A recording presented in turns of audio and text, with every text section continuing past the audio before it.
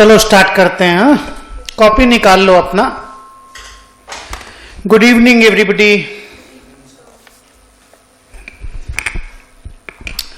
Copy में लिख लो heading division 2 of schedule 3 to the companies act.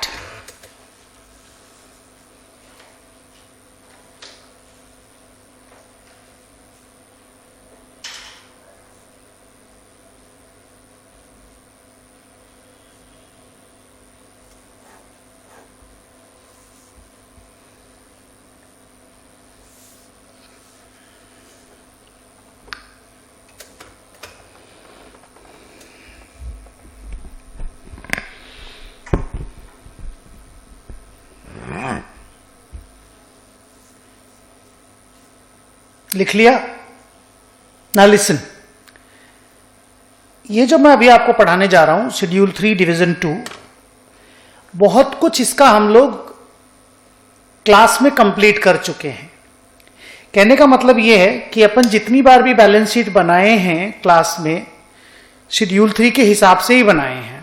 और इंड एस जो है ना, कोई भी इंड एस कंप्लायंट कंपनी को अपना बैलेंस शीट, अपना P&L सब कुछ शेड्यूल 3 डिवीजन 2 के हिसाब से बनाना पड़ता है। शेड्यूल 3 के 3 डिवीजन होते हैं, डिवीजन 1, डिवीजन 2, डिवीजन 3।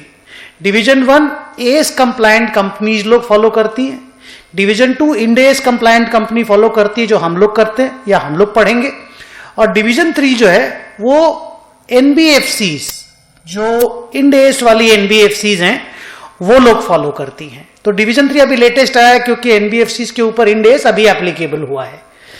तो अपन लोग शेड्यूल 3 डिवीजन 2 अपने सिलेबस में है, और शेड्यूल 3 डिवीजन 2 में अभी लास्ट ईयर कुछ अमेंडमेंट्स आए, रिविजन्स आए, तो उन अमेंडमेंट्स को भी मैंने कवर किया है। तो मैं क्या करूंगा, आपको पूरा division 2 beginning to the end with जो लेटेस्ट अमेंडमेंट है उसको इंक्लूड करके एक साथ, मतलब आपको ऐसा फील नहीं होगा कि ये अमेंडमेंट है, आपको लगेगा हम लोग नॉर्मल सारा डिवीजन 2 एक साथ पढ़ रहे हैं।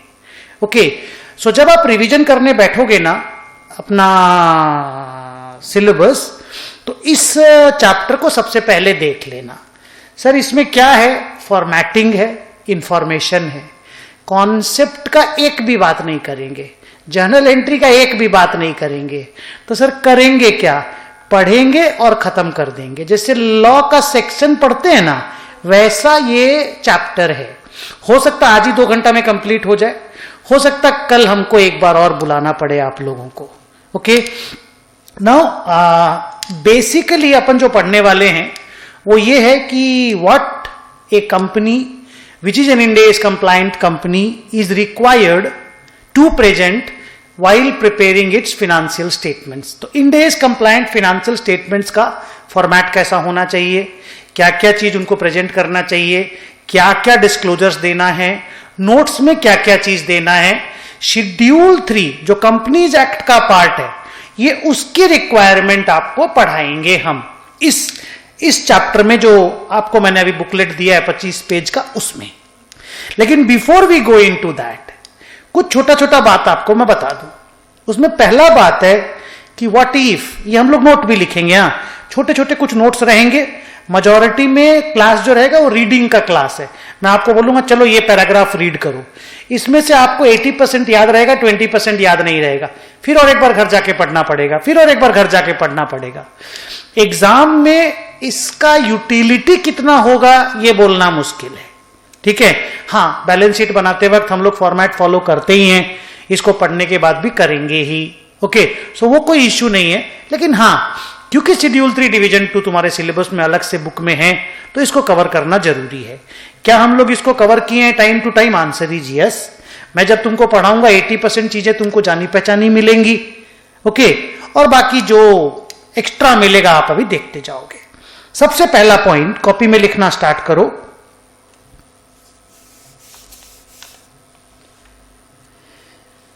कि दिस डिवीजन इज एप्लीकेबल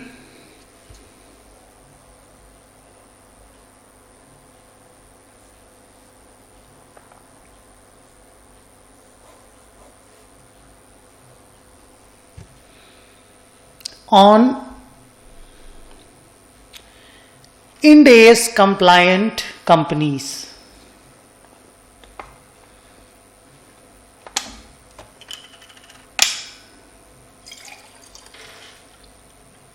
तो सीए फाइनल का पूरा सिलेबस ही तो इंड एस कंप्लायंट है ना, इंड एस का ही तो सिलेबस है। तो उन लोगों को, जो कंपनियां जैसे रिलायंस है, उसको ये शेड्यूल 3 डिवीजन 2 के हिसाब से अपना बैलेंस शीट बनाना पड़ता है। तो मैंने क्लास में कई बार आपके सामने वो बैलेंस शीटें रखी हैं, तो आपको मालूम है कि वो बैलेंस शीट का फॉर्मेट कैसा होता है। ओके, पॉइंट नंबर 2 में लिखो,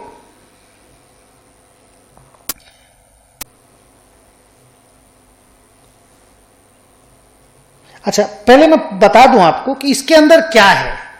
इसके अंदर शेड्यूल 3 डिवीजन 2 के अंदर कंपनीज एक्ट ने ये बोला है कि hello Reliance, you are an Ind AS compliant company, आपको ये चीजें ऐसे ऐसे करके दिखाना है। 25 पेज का एक एक्सटेंसिव नोट है, बड़ा डिटेल्ड कॉम्प्रिहेंसिव एक नोट है, ये काम आपको करना है, ये चीज आपको दिखाना है। तो ठीक है, वो हम लोग पढ़ेंगे, नोट्स है, नोट्स ऑन अकाउंट्स बनाएंगे, बैलेंस शीट का फॉर्मेट बनाएंगे। लेकिन अगर कोई इंड एस का requirement in addition to schedule 3 division 2 आया, मतलब शेड्यूल 3 डिवीजन 2 ने ये बोला, इंड एस बोला मेरे को ये भी चाहिए, तो शेड्यूल 3 डिवीजन 2 सुपीरियर रहेगा या इंड एस सुपीरियर रहेगा? The answer is end S superior रहेगा। शेड्यूल 3 डिवीजन 2 में खुद में लिखा हुआ है कि अगर इंड एस को कुछ भी चाहिए, schedule 3 is ready to get modified. अगर बैलेंस शीट के फॉर्मेट के अंदर भी कोई आइटम घुसेड़ना है, फॉर्मेट के अंदर जो मेन बैलेंस शीट का फर्स्ट पेज है, अगर इंड एस बोलता है मेरे को एक आइटम यहां पे चाहिए, तो इंड एस को चाहिए, शेड्यूल 3 विल गेट मॉडिफाइड। समझे? जैसे शेड्यूल 3 कभी भी आपको नहीं बोलेगा सेगमेंट रिपोर्टिंग करो, ऑपरेटिंग सेगमेंट वाला, रिलेटेड पार्टी डिस्क्लोजर करो, वो नहीं बोलेगा, पर इंड एस तो बोलता है ना, तो इंड एस की सुनना पड़ेगा, नोट्स बनाने पड़ेंगे। तो Ind S vis-a-vis schedule 3, who will be the winner? End S will be the winner. Balance sheet के अंदर चेंज लाना है, नोट्स में चेंज लाना है, पीएल के फॉर्मेट में चेंज लाना है, एडिशनल लाइन आइटम घुसाना है, एडिशनल नोट घुसाना है, इंड एस जो बोलेगा शेड्यूल 3 मॉडिफाइड हो जाएगा। 2, कंपनीज एक्ट वर्सेस शेड्यूल 3। अब आप बोलेंगे सर शेड्यूल 3 खुद भी तो कंपनीज एक्ट के अंदर में ही है, पर एक्ट का जो रिक्वायरमेंट है, एक्ट में तो इतने सारे सेक्शंस और भी शेड्यूल्स हैं, तो उनकी रिक्वायरमेंट के हिसाब से शेड्यूल 3 मॉडिफाइड हो जाएगा। तो शेड्यूल 3 एकदम मॉडिफाइड होने के लिए रेडी बैठा है, कोई भी आए बोले हमको बदल दो, हम बदलने के लिए तैयार हैं। तो ये 2 पॉइंट लिखो, requirement of companies act versus schedule 3।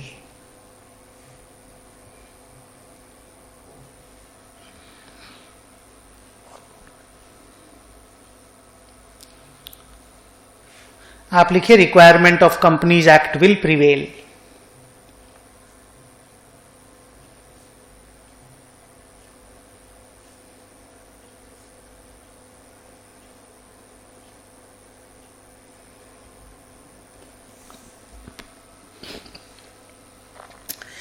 अब लिखिए इंड एस वर्सेस शेड्यूल 3।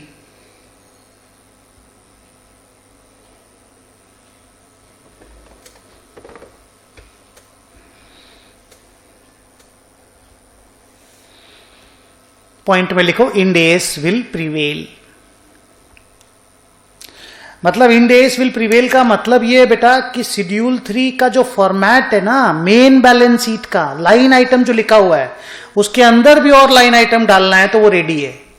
कोई लाइन आइटम का स्पेलिंग अमेंडमेंट चेंज करना है कुछ भी, तो शेड्यूल 3 रेडी है, हाथ चेंज कर लो। Okay, prevail means solidly prevail. Number 4 में लिखो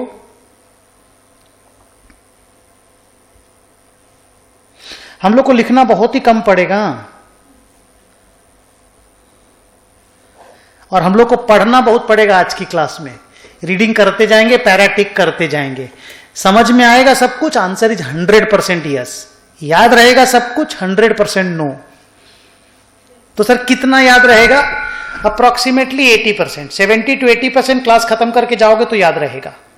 बाकी 20% कम से कम 2 बार रिवीजन कर लेना। ये 25 पेज लेके 2-3 दिन ट्रैवल कर लेना और बीच बीच में पढ़ते रहना तो मेमोरी में रह जाएगा। एग्जाम में कितना रिक्वायरमेंट होगा? बहुत कम। सम बनाते समय बहुत कम रिक्वायरमेंट रहता है, बट फिर भी नॉलेज रहना जरूरी है। ओके, राउंडिंग ऑफ के रूल्स क्या है? अगर कंपनी का टर्नओवर बेस्ड है, अगर कंपनी का टर्नओवर, अब तो टर्नओवर नहीं बोलना चाहिए, टोटल इनकम बोलना चाहिए, क्योंकि टर्नओवर से चीजें बदल के अब टोटल इनकम पे आ गई हैं। तो टर्नओवर और अदर इनकम जिसको बोलते हो ना, मिला के टोटल इनकम होता है। टोटल इनकम के बेस पे राउंडिंग ऑफ के रूल्स आ गए हैं। उन्होंने बोला अगर आपका टर्नओवर 100 करोड़ से कम है, 100 करोड़ से कम, तो आपको 4 तरीके से राउंड ऑफ कर सकते हो, 100 में, 1000 में, लैक्स में और मिलियंस में। राउंड ऑफ समझते हो आप? अगर आपका 100 करोड़ या उससे ऊपर का टर्नओवर है तो 3 तरीके से राउंड ऑफ कर सकते हो, 3 तरीके से, लैक्स में, मिलियंस में, क्रोर्स में। 100 और 1000 आपके लिए गायब हो जाएगा। क्लियर है? तो लिख लो,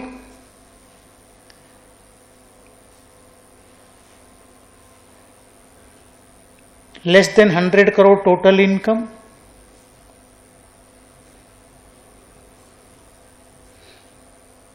100, 1000, lakhs, millions।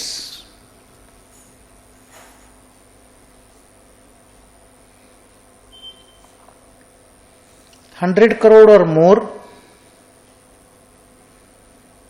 lakhs, millions, crores।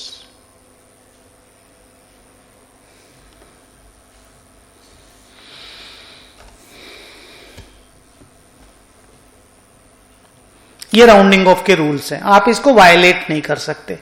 आपका कंपनी का टर्नओवर मान लीजिए 15,000 करोड़ है, आप बोलेंगे हम 100 में राउंडिंग ऑफ करेंगे, वो अलाउड नहीं है, आपको इसी में राउंड ऑफ करना पड़ेगा। नंबर 5 में लिखोगे कॉम्पेरेटिव्स।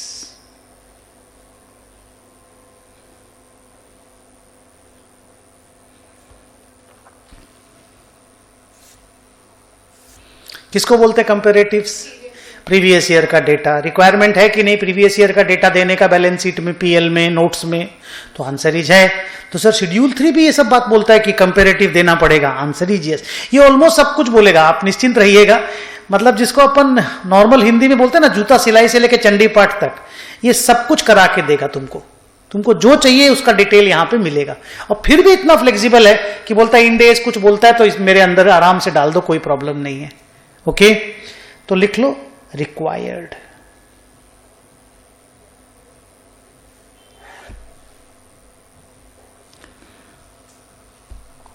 अब तुम बताओ, क्या पहला बैलेंस शीट में पहली बार, मान लो फर्स्ट फाइनेंशियल ईयर मेरा स्टार्ट हुआ है, हमको कंपेरेटिव देना पड़ेगा, मैं कहां से लेके आऊंगा? तो फर्स्ट फाइनेंशियल स्टेटमेंट्स में जो मेरा पहला साल है उसमें ऑब्वियसली कंपेरेटिव्स हम लोग नहीं दे पाएंगे। उसके बाद we will always be giving the comparatives. 6,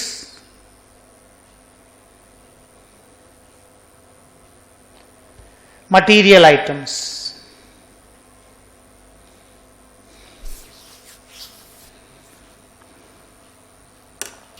किसको बोलते हैं मटीरियल आइटम? जो लोगों की डिसीजन मेकिंग को अफेक्ट करे या इन्फ्लुएंस करे, है ना? तो हर वो मटेरियल आइटम जो मैनेजमेंट को लगता है कि ये लोगों की डिसीजन मेकिंग को इन्फ्लुएंस करता है, उस आइटम का एक सेपरेट डिस्क्लोजर होना चाहिए। चाहे आप उसको लाइन आइटम में दें, चाहे आप उसको अलग से नोट्स में डिस्क्लोज करें, कैसे भी करें, लोगों को उसके बारे में पता चलना चाहिए। तो schedule 3 division 2 requires an Ind AS compliant company to disclose the information about all the material items. And a material items means an item which influences the decision making of the users of the financial statements. So वो item जो size और nature की वजह से important होती हैं उन्हें हम मटेरियल आइटम कहते हैं, और हर मटेरियल आइटम का डिस्क्लोजर होना चाहिए। ये शेड्यूल 3 की रिक्वायरमेंट है। अब आप समझ रहे हो कितनी छोटी छोटी बातें हम लोग कर रहे हैं यहाँ पे। कहाँ तो फिनेंशियल इंस्ट्रूमेंट और इंड एस 103 पढ़ रहे थे, ये थोड़ा बेसिक सा चीज है। Number 7, material items to be disclosed.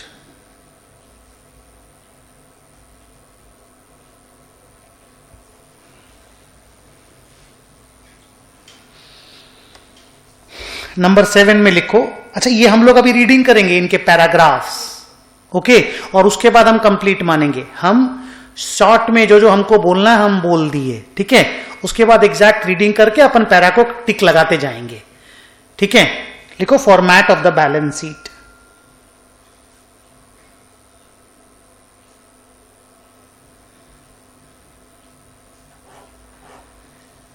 End S की बैलेंस शीट में असेट ऊपर या लाइबिलिटीज ऊपर? असेट ऊपर। नॉन करेंट असेट से स्टार्ट होता है, सारे असेट के नाम सीरियली ऐसे करके आ जाते हैं। नहीं, इंटरमीडिएट में जो शेड्यूल 3 का डिवीजन 1 आप लोग पढ़ते थे एज कंप्लायंट कंपनी में, उसमें इक्विटी एंड लाइबिलिटी पहले आता था, असेट नीचे आता था। इंड एस में असेट्स ऊपर आते हैं और इक्विटी एंड लाइबिलिटीज नीचे आती हैं। तो इंड एस का बैलेंस शीट का फॉर्मेट कैसा है? बैलेंस शीट मेरे नोट्स में पेज नंबर 1 में अपने फॉर्मेट देखेंगे, ओके। तो पहले फॉर्मेट देखेंगे, उसके बाद वो 5 पॉइंट हम लोग पढ़ेंगे, ओके। तो चलो फॉर्मेट देखते हैं। असेट से स्टार्ट होता है, मेरे साथ साथ मैं बोलता जाऊंगा, आप लोग देखते जाओगे, मतलब मैं भी देख रहा हूं, okay. Property plant and equipment, capital work in progress, investment property, goodwill, other intangible assets, intangible asset under development. Intangible asset under development मतलब वो इंटेंजिबल असेट जो अभी बन रही है। Capital work in progress means वो टेंजिबल असेट जो अभी बन रही है। इन्वेस्टमेंट प्रॉपर्टी का अलग से एक इंड एस है, आपको मालूम है, इंड एस 40। उसके बाद biological assets other then bearer plant. अब आप बोलेंगे सर बियरर प्लांट कहाँ है? वो प्रॉपर्टी प्लांट एंड इक्विपमेंट के अंदर है। बियरर प्लांट का डिस्कशन इंड एस 16 में किया हुआ है, पीपीई के अंदर में दिखाना पड़ता है। जो बाकी बायोलॉजिकल असेट्स बच गई जो बियरर प्लांट नहीं है, जैसे फॉर एग्जांपल आपके पास कोई बरगद का पेड़ है, मान लीजिए, बहुत सारे हैं, लेकिन वो बियरर प्लांट नहीं है, तो वो बायोलॉजिकल असेट में आ गया। लायन है, शेर है, चीता है, ये सब जो असेट है बायोलॉजिकल, एनी लिविंग एनिमल और प्लांट को बायोलॉजिकल असेट बोलते हैं। और वही लिविंग एनिमल और प्लांट अगर फ्रूट बियर करके देता है, जिसको आप एनुअली काट काट के बेचते हैं, फ्रूट को, प्लांट को नहीं, तो उसको बियरर प्लांट कहा जाता है। बियरर प्लांट की पूरी अकाउंटिंग इंड एस 16 से होती है और बाकी बायोलॉजिकल असेट्स की अकाउंटिंग एग्रीकल्चर वाले इंड एस से होती है। नेक्स्ट, फाइनेंशियल असेट्स, जिसमें इन्वेस्टमेंट्स है, ट्रेड रिसीवेबल है और लोन्स है। अब आप बोलेंगे सर नॉन करेंट असेट में ट्रेड रिसीवेबल क्यों आ रहा है? अगर ट्रेड रिसीवेबल लॉन्ग पीरियड के लिए दिया गया है, बियॉन्ड ऑपरेटिंग साइकिल से दिया गया है, तो वो नॉन करेंट असेट बन जाता है। इस तरह की रिक्वायरमेंट अभी नई इंट्रोड्यूस किया है ना शेड्यूल 3 में कंपनीज एक्ट ने, कि ट्रेड रिसीवेबल्स का एजिंग शेड्यूल मांग लिया। पहले हम लोग खाली less than more than 6 month करते थे ना, अभी पूरा एजिंग शेड्यूल मांग लिया डिटेल में। 6 मंथ से नीचे, 6 मंथ से 1 year, 1 to 2 year, 2 to 3 year, more than 3 year, पूरा ब्रेकअप मांग लिया है। तो हम लोग पढ़ेंगे अभी धीरे धीरे, ये सब कुछ आज हम लोग पढ़ेंगे, आज और कल की क्लास में, ओके। उसके बाद लोन्स वगैरह आ गया फिनेंशियल असेट में, देन डेफर्ड टैक्स असेट, फिर other non current asset. So everything we know, we had done the classes, so it's normal. उसके बाद करेंट असेट का फॉर्मेट है, देखिए, इन्वेंट्रीज, फिर फिनेंशियल असेट्स आ गए, investments, trade receivables, cash and cash equivalents, फिर bank balances other than 3 above. इसमें क्या आता है? वो फिक्स डिपॉजिट्स आती है, वो फिक्स डिपॉजिट जो 1 साल से छोटी पीरियड की होती है, उसको bank balances other than 3 above बोलते हैं, क्योंकि वो फिर कैश इक्विवेलेंट नहीं हुआ ना। जो normal cash in hand cash at bank है, वो कैश एंड कैश इक्विवेलेंट में आ जाता है। और ये bank balance other than 3 above में शॉर्ट टर्म फिक्स डिपॉजिट आता है, जो बैंक के पास हम लोग रखते हैं। देन लोन्स है, अदर्स है, अदर्स के ऊपर इतना फोकस मत रखना, बाकी में ध्यान देना। उसके बाद करेंट टैक्स असेट है, जिसमें हम लोग एडवांस टैक्स दिखाते हैं। अगर प्रोविजन फॉर टैक्स छोटा है, एडवांस टैक्स बड़ा है, तो नेट असेट साइड में आएगा। अगर प्रोविजन फॉर टैक्स बड़ा है, एडवांस टैक्स छोटा है, तो वो लाइबिलिटी साइड में देखना शॉर्ट टर्म प्रोविजंस के अंडर में आएगा। थोड़ी देर के बाद हम देखेंगे। उसके बाद टोटल असेट आ गया, देखा आपने। उसके बाद इक्विटी एंड लायबिलिटीज स्टार्ट हुआ। इक्विटी एंड लायबिलिटीज में वी स्टार्टेड विथ इक्विटी। पहला is equity share capital, second one is other equity. उसके बाद लायबिलिटीज में नॉन करेंट लायबिलिटी में starting with financial liabilities. Financial liabilities में बोरोइंग है और lease liabilities. Lease liability means वो जो इंड एस 116 पढ़ते थे, हाँ, आरओयू के अगेंस्ट में जो लीज लायबिलिटी लिखते थे, ये वो वाला अमाउंट है। उसके लिए सोचिए, अभी ये अमेंडमेंट आया अभी लेटेस्ट, उसके लिए अलग से लाइन आइटम में डाल दिया, उसको लाइन आइटम बना दिया। पहले वो बोरोइंग के अंडर में रहता था, अब उसके लिए अलग से लाइन आइटम, अभी बोरोइंग के अंडर में लेकिन अलग से लाइन आइटम बन गया। माने बैलेंस शीट के अंदर लोगों को दिखना चाहिए कि तेरी लीज लायबिलिटी क्या है। हम नोट्स में जाके नहीं देखेंगे, हम यहीं पे देखेंगे। नहीं समझे? तो कितना सुंदर देखिए, 1A करके बना दिया। उसके बाद ट्रेड पेएबल है। ट्रेड पेएबल में एमएसएमई का आप जानते हैं रूल है कि एमएसएमई का कितना बाकी है और अदर्स का कितना बाकी है, वो डिस्क्लोजर देना पड़ता है। इसमें भी एजिंग शेड्यूल इंट्रोड्यूस कर दिया है। कितने साल से आप लोगों का पैसा नहीं दिए हो, उसका ब्रेकअप मांग लिया है। ये थोड़ी देर के बाद आपको दिखाएंगे वो कहां पर है। उसके बाद प्रोविजंस आ गया, long term provisions, deferred tax liabilities आ गई और अदर नॉन करेंट लायबिलिटीज आ गई। आपको मालूम है कि deferred tax liability non current में ही दिखाना पड़ता है, करेंट लायबिलिटी में डेफर्ड टैक्स का कोई जगह नहीं है। उसके बाद करेंट लायबिलिटी आता है, उसमें फिनेंशियल लायबिलिटी स्टार्ट होता है, बोरोइंग्स है, लीज लायबिलिटीज है, ट्रेड पेएबल है। अब आप तुरंत मेरे को पूछेंगे सर ट्रेड पेएबल ऊपर भी है नीचे भी है, लीज लायबिलिटी ऊपर भी है नीचे भी है, बोरोइंग ऊपर भी है नीचे भी है, तो वही फंडा है ना यार, 1 ईयर से बियॉन्ड और 1 ईयर से नीचे, ऑपरेटिंग साइकिल से बियॉन्ड और ऑपरेटिंग साइकिल के अंदर अंदर। तो वो जो करंट और नॉन करंट का फंडा है जो आपको सिखाया गया है, उसी का ही तो डिस्कशन रिपीट हो रहा है। उसके बाद अदर करंट लायबिलिटीज आ गया, नीचे प्रोविजंस आ गए, करंट टैक्स लायबिलिटी आ गया, टोटल इक्विटी एंड लायबिलिटीज बन गया। तो ये format of the balance sheet. क्या हम लोगों ने इस फॉर्मेट पे बैलेंस शीटें बनाई है क्लास में? Answer is yes, answer is yes, और कई बार बनाई है। तो सर आज क्यों पढ़ा रहे हैं? आंसर इज, मुझे लगता नहीं था कि मुझे अलग से इसका क्लास लेना चाहिए, नहीं समझे, मुझे लगा मैं वेरियस क्लास करते करते ही तो करवा दूंगा। फिर अब क्या है कि रिक्वायरमेंट आने लग जाता है, बच्चे बोलते सर शेड्यूल 3 डिवीजन 2 मिसिंग है आपके वीडियो में, नहीं समझे, तो मैं बोला यार करा देते, उसमें क्या फर्क पड़ता है। बट आप ऑनेस्टली बताइए, हाँ ये सारा चीज हम लोग पहले से जानते थे। हाँ, लीज लायबिलिटी को अब बैलेंस शीट के अंदर घुसेड़ दिया गया है, वो अभी आया है। इस बार पहली बार जो बैलेंस शीटें बनेंगी ना, अभी 22 मार्च की जो बैलेंस शीट कंपनियों की बनेंगी ना, उसमें आप पहली बार देखोगे कि लीज लायबिलिटी को हाँ अलग से लाइन आइटम बैलेंस शीट का बना दिया है। ओके,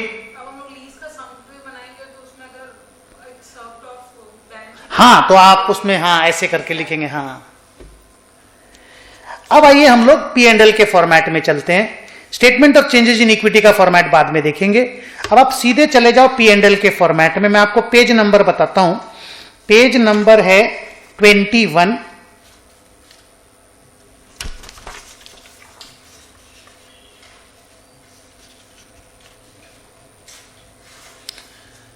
और P&L के फॉर्मेट में चले जाओ।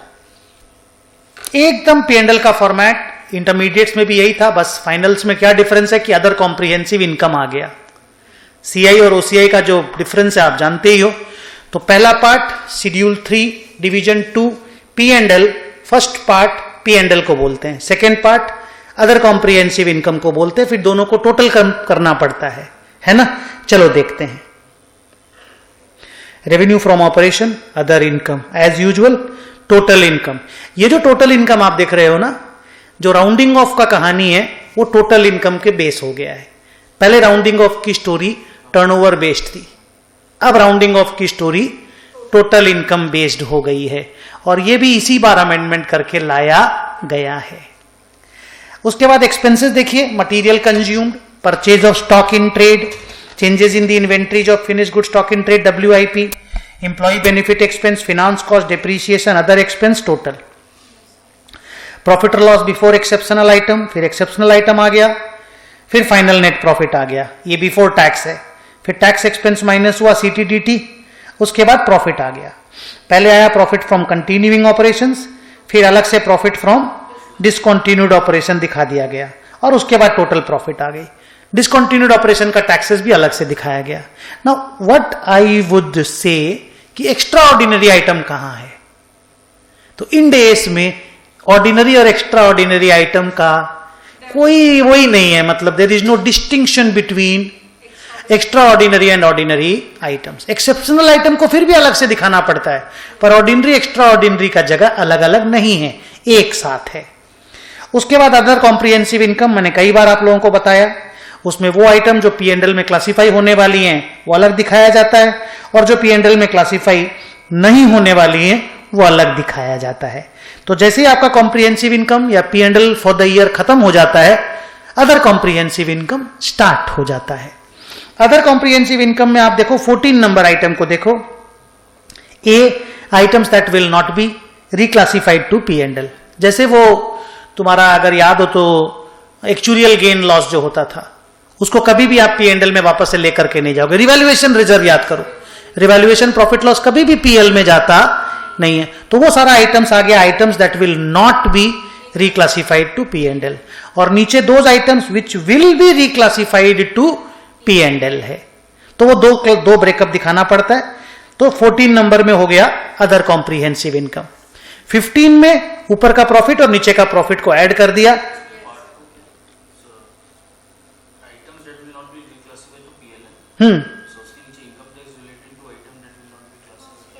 हाँ, उसी का टैक्स, ये सब डेफर्ड टैक्स बनता है ना सबका।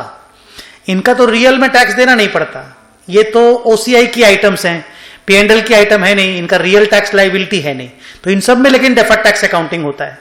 कोई भी आप रिवैल्यूएशन प्रॉफिट आप खड़ा करते हो, जैसे आप रिवैल्यूएशन प्रॉफिट खड़ा करोगे तो आपका tax base of the asset, I mean current carrying amount of the asset बढ़ जाएगा। अगर प्रॉफिट होती है तो टैक्स बेस वही रहेगा। तो एक प्रॉफिट रिकॉर्ड हुआ तो तुरंत एक डेफर्ड टैक्स लाइबिलिटी खड़ी हो जाती है। तो रिवैल्यूएशन प्रॉफिट जैसे ही बुक्स में आया 200 करोड़, उसका एक डेफर्ड टैक्स तुरंत आ गया। तो ये उसी के डेफर्ड टैक्स हैं। उसके बाद टोटल कॉम्प्रिहेंसिव इनकम आ गया, उसमें P&L जो फर्स्ट पार्ट और OCI जो सेकेंड पार्ट, दोनों को ऐड कर दिए तो टोटल कॉम्प्रिहेंसिव इनकम आ गया। उसके बाद आपको EPS दिखाना है। EPS को दो पार्ट में दिखाना पड़ता है, एक कंटिन्यूइंग ऑपरेशन का और एक डिसकंटिन्यूइंग ऑपरेशन का। बेसिक और डाइल्यूटेड हम लोगों ने इंड AS 33 पढ़ा है, और नहीं तो बाद में जो लोग पढ़ेंगे वो बाद में पढ़ेंगे। 33 तो था ना इंड AS, तो उसमें बेसिक EPS और डाइल्यूटेड EPS हम लोगों को निकालना बताया गया है। इसी में अगर कंसोलिडेटेड वाला बनाते P&L तो उसमें बताना पड़ता है प्रॉफिट जो प्रॉफिट आता है that is available to NCI कितना है और for the owners of the parent कितना है, वो डिवाइड करके दिखाना पड़ता है। ये हमने आपके बुक में दे रखा है, वो वाला जो फॉर्मेट है वो आपके बुक में है। तो बैलेंस शीट का फॉर्मेट और P&L का फॉर्मेट का डिस्कशन हम लोगों ने कंप्लीट किया। अब जो डिस्कशन होगा वो नोट्स ऑन अकाउंट्स का होगा। मेन जो बैलेंस शीट का जो फर्स्ट पेज है ये उसका फॉर्मेट है एज पर शेड्यूल 3। P&L का जो फर्स्ट पेज है उसका फॉर्मेट है। लेकिन अब P&L की ईच एंड एवरी आइटम के लिए क्या क्या डिस्क्लोजर देना होगा, बैलेंस शीट की ईच एंड एवरी आइटम के लिए नोट्स कैसा बनेगा, उसका बातचीत शेड्यूल 3 ही करके दिया है, जो हमारे सब्सिक्वेंट पेजेस में आएगा। ओके, तो आप पेज नंबर 21 का जो ये वाला जगह यहां पे टिक लगा दो, ये अपना हो गया।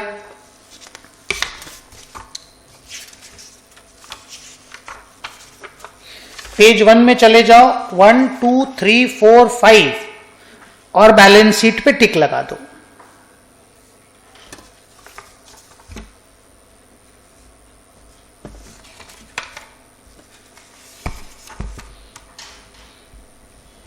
तो अभी तक हम लोगों ने out of 25 pages 3 pages cover कर लिया। सर हमें क्या करना है, स्टूडेंट को अभी क्या करना है, पहला 5 पॉइंट को रीड करना है। कोशिश करना है कि वो रीड किया हुआ चीज याद रहे। मैं जानता हूं यही वाला याद रहेगा जो मैंने लिखाया है। नहीं समझे बात को? क्योंकि क्रक्स यहीं पे है, भाषण बुक में है। ओके, फिर भी पढ़ना जरूरी है। तो ये 5 पॉइंट आप लोग अभी पढ़ोगे तुरंत।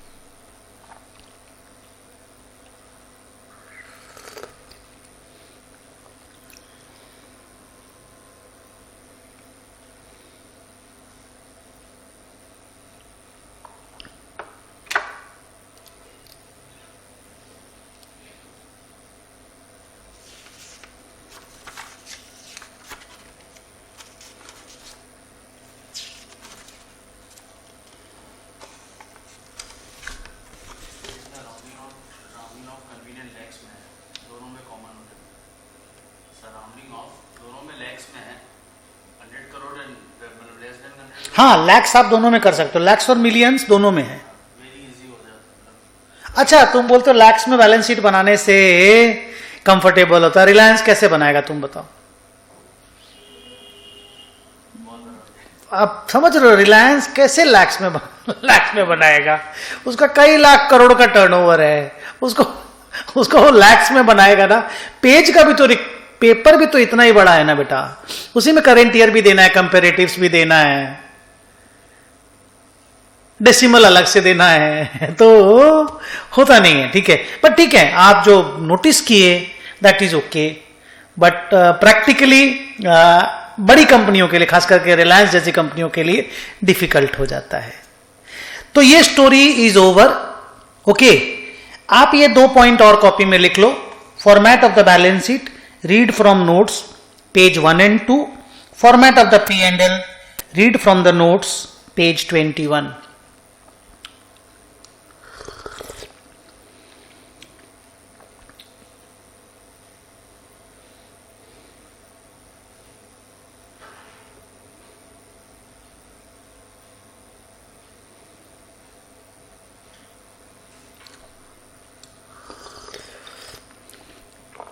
हो गया। अब आप सीधे चले जाओ पेज नंबर 6 में। बीच के जो पेजेस हैं statement of changes in equity वाला, वो या तो लास्ट पार्ट में या नेक्स्ट क्लास के लिए मैं छोड़ूंगा। रेडी? कॉपी में पॉइंट नंबर 9 लिखो।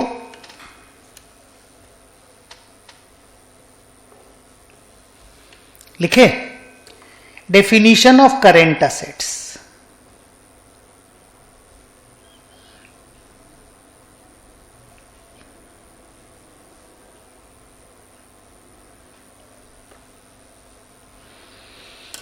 जब आपको इंड AS 1 पढ़ाया गया था तो उसमें करेंट असेट और नॉन करेंट असेट का पूरा distinction, current liability non current liability का पूरा डिस्टिंक्शन और उससे रिलेटेड सम्स बहुत सारे आपको करवाए गए थे। तो आज हम लोग उसको उस डिटेल के साथ एनालिसिस करेंगे क्या? Answer is no. अपना पढ़ा हुआ है पूरा, खाली रीडिंग करके आगे बढ़ जाएंगे क्योंकि अपना थारो डिस्कशन किया हुआ है। ओके, सो पैरा 1, पैरा 2 और पैरा 3 पेज नंबर 6 का ये हम लोग पढ़ के आगे बढ़ जाएंगे। बच्चों याद करना एक बार, ऑपरेटिंग साइकिल किसको कहते हैं? रॉ मटेरियल में पैसा जिस दिन घुसाते हैं वहां से लेकर के डेटर से पैसा जिस दिन रियलाइज करते हैं, उस पीरियड को अगर हम ऐड कर दें तो वो ऑपरेटिंग साइकिल कहलाती है। अगर एक एंटिटी के 3 बिजनेस हैं तो उसको 3 अलग अलग ऑपरेटिंग साइकिल निकालना पड़ता है। याद करिएगा, सब सारा लेक्चर किया हुआ है। और हर असेट लायबिलिटी का, जैसे अगर कोई कंपनी के पास बहुत सारी असेट है तो उसको बिजनेस वाइज डिवाइड कर देना पड़ता है और उस हिसाब से नॉन करेंट और करेंट का क्लासिफिकेशन करना पड़ता है। हम लोग यहां तक बातचीत किए हुए हैं, है या नहीं? तो सर ये आज क्यों कर रहे हैं? क्योंकि जो बात इंड AS 1 में भी लिखा हुआ है वही बात शेड्यूल 3 में लिखा हुआ है, तो अपन डबल टाइम वेस्ट क्यों करेंगे? अपना जब अच्छे से कवर किया हुआ है तो अपन यहां रीड करके निकल जाएंगे। ओके, तो यह भी याद करना कि ऑपरेटिंग साइकिल में 4 चीजें ऐड होती हैं। रॉ मटेरियल होल्डिंग पीरियड, कि रॉ मटेरियल आप कितना दिन अपने गोडाउन में रखते हो। WIP होल्डिंग पीरियड, प्रोसेसिंग में कितना वक्त लगता है। FG होल्डिंग पीरियड, कितना दिन फिनिश गुड्स आपके गोडाउन में रहता है। डेटर्स क्रेडिट पीरियड, कितने दिन का आप उधार देते हो। ये चारों को ऐड करते हैं। क्रेडिटर्स के क्रेडिट पीरियड को लेस नहीं किया जाता। ये FM की क्लासेस में होता है, अकाउंटेंसी की क्लास में नहीं होता है। क्या हम लोगों ने सब डिस्कशन किया है? लेंथ में किया है। यस, तो 1 2 3 को टिक करो, रादर 1 2 3 4 5 को टिक करो। Already covered in the chapter of Ind AS 1।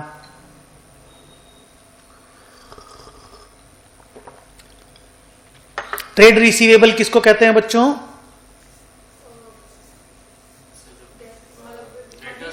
हाँ, money receivable on account of sale of goods and services.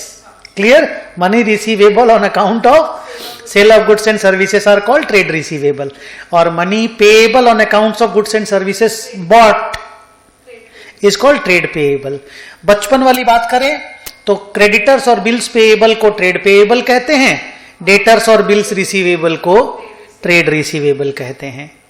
Okay, चलो 1 2 3 4 5 कवर करो। क्वेश्चन पूछना अलाउड नहीं है क्योंकि लंबा लेवल पे क्वेश्चन आंसर इस पे इंड AS 1 में हो रखा है।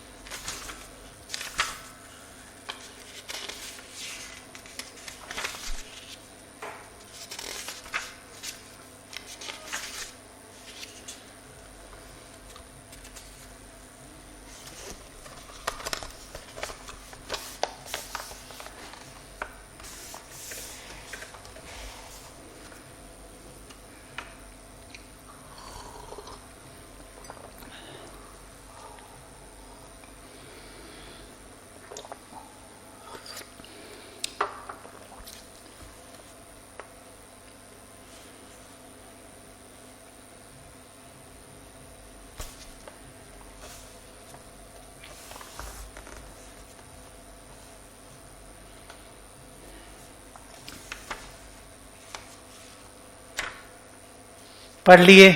जाना पहचाना सारा चीज मिला? यस और नो? गुड। सो नाउ तुम बोलोगे सर ये करेंट और नॉन करेंट असेट का डिस्टिंक्शन क्यों है? तो आंसर इज हमारे बैलेंस शीट का फॉर्मेट ही ऐसा है कि हम लोग ऊपर में सारे नॉन करेंट असेट्स को लिखते हैं और नीचे में सारे करेंट असेट्स को। ऊपर में नॉन करेंट लायबिलिटी लिखते हैं, नीचे में करेंट लायबिलिटी लिखते हैं। और ये नॉन करेंट और करेंट इतना इंपॉर्टेंट है कि इसके ऊपर साला एक पूरा चैप्टर बना हुआ है, presentation of financial statements Ind AS 1 का। n नंबर ऑफ सम्स बनते हैं इसके ऊपर, साइकिल वाइज सारे ऑपरेटिंग साइकिल निकालने के सम्स हैं, बहुत तरह के सम्स हैं। ये सारी बातें जो करेंट असेट करेंट लायबिलिटी है, मैं आपको अपनी बुक दिखाता हूं। हम लोगों के पास ये बुक है, हम लोगों ने इसको कवर किया है। ये देखो, पैरा 18 करेंट असेट्स, उसके नीचे ऑपरेटिंग, ये कॉपी पेस्ट किया हुआ है। पैरा 19 करेंट लायबिलिटीज, वहां तो इतना सा करेंट लायबिलिटी है। हम लोग तो एनालिसिस जब करने लगे थे इंड AS 1 में तो बहुत बहुत बात breach of provisions, loan account, loan long term loan रहता है, ब्रीच हो जाता है तो डिमांड बन जाता है, याद है? वो सारा स्टोरी किया हुआ है। तो सर वो और ये मिक्स हो जा रहा है, क्यों मिक्स करना? ये प्रेजेंटेशन है यार, ये फॉर्मेटिंग है, इसमें खाली फॉर्मेट पढ़ रहे हो, बड़ा चीज ऑलरेडी पढ़ चुके हैं। तो सर इसमें कुछ नया नहीं सीखेंगे। कैसे नहीं सीखोगे? नया भी सीखोगे, पुराना का एक तो रिवीजन भी हो जाएगा, बट कॉन्सेप्चुअल कुछ भी नहीं सीखोगे। Is it okay? चलिए अब हम लोग बात करेंगे नोट्स ऑन अकाउंट्स का। ट्रेड रिसीवेबल और ट्रेड पेएबल पढ़ लिए? गुड। आप यहां पे डेफिनेशन ऑफ करेंट असेट लिखे हो, खाली सामने में लिख लो already done. Definition of current assets ऐसे कर लो, current liabilities, operating cycle, trade receivable, trade payable. Notes लिखो, ये वाला नोट क्या लिखे? Definition of current asset, current liabilities, operating cycle, trade receivable, trade payable. हम लोग चैप्टर्स में भी कर लिए थे, इंड एस 1 में उसको कवरेज दे दिए थे, क्योंकि नहीं तो ये नहीं पढ़ते तो इंड एस 1 कंप्लीट नहीं हो पाता है ना, और ये नहीं पढ़ेंगे तो शेड्यूल 3 भी कंप्लीट नहीं हो पाएगा, बिकॉज शेड्यूल 3 में प्रेजेंटेशन है। तो एक ही बार तो पढ़ेंगे ना, एक बार हम लोग पढ़ चुके हैं। Okay, now we will talk about the notes on accounts. आप देखिए पैरा 6 जो वहां का है आपके पेज में, क्या हुआ, ठीक है ना, पैरा 6 जो है ना उसकी शुरुआत देखिए कहां से हुई है। मैं अपने बुक कॉपी में पैरा 10 ही लिखूंगा, तुम्हारे वहां पे पैरा 6 ए है, वो पैरा 6 ए है, नॉन करेंट असेट्स। अब नॉन करेंट असेट्स के अंदर मैं चाहूंगा एक बार वापस से बैलेंस शीट का फॉर्मेट देखा जाए घूम करके। बोला जाए मेरे को सारे आइटम्स के नाम, हाँ बोलते जाओ, बोलो, बोलना पड़ेगा। Property plant and equipment, capital work in progress, investment property, goodwill, other intangible assets, intangible asset under development, इन सब का एजिंग शेड्यूल आया है। इंटेंजिबल असेट अंडर डेवलपमेंट का, CWIP का कितने दिन से बन रहा है, अभी तक क्यों नहीं बना, कब तक बन के कंप्लीट हो जाएगा। बहुत ब्यूटीफुल चीजें आई हैं हम लोग टाइप के लोगों के लिए, not as a teacher but as enthusiast of the stock market. हाँ, एज एन इन्वेस्टर बहुत अच्छी चीजें इन्होंने लाई हैं, लॉन्ग अवेटेड था। आइए आगे पढ़ते हैं, नाम सब एक बार और देख लो। Biological assets other than bearer plant, financial assets में नाम पढ़ो, इन्वेस्टमेंट्स, ट्रेड रिसीवेबल, लोन्स, और पढ़ो deferred tax assets, other non current assets. खत्म। अब हम लोग सर क्या पढ़ेंगे, नोट्स ऑन अकाउंट्स में शेड्यूल 3 के हिसाब से क्या क्या डिस्क्लोजर देना है, नोट्स में किस तरह के ऑर्डर फॉलो करने हैं, नोट्स में क्या क्या अमाउंट का, क्या क्या कंटेंट हम लोगों को बना करके देना है, हम लोग उसका बात करेंगे। You got it. तो सर एग्जाम में हम लोगों को जरूरत पड़ सकता है, अगर मान लीजिए उसी तरह का सम आ गया जहां पे नोट्स भी बनाना पड़े बहुत डिटेल में, तो जरूरत पड़ सकता है। Answer is yes. पर क्योंकि एग्जाम में क्वेश्चन पेपर इस तरह का बनता है जहां पे कॉन्सेप्ट ज्यादा, फॉर्मेटिंग कम जरूरत होता है, इसलिए मैं बोलता हूं कि इसके ऊपर अलग से कोई प्रैक्टिकल सम आ जाएगा, मुझे थोड़ा कम चांस लगता है। लेकिन एक आध दो ब्रेक करके कुछ 4 मार्क्स का 8 मार्क्स का घुसा दे तो answer is yes, it is possible. Okay, चलो कॉपी में लिखो पैराग्राफ नंबर 10, कॉपी में।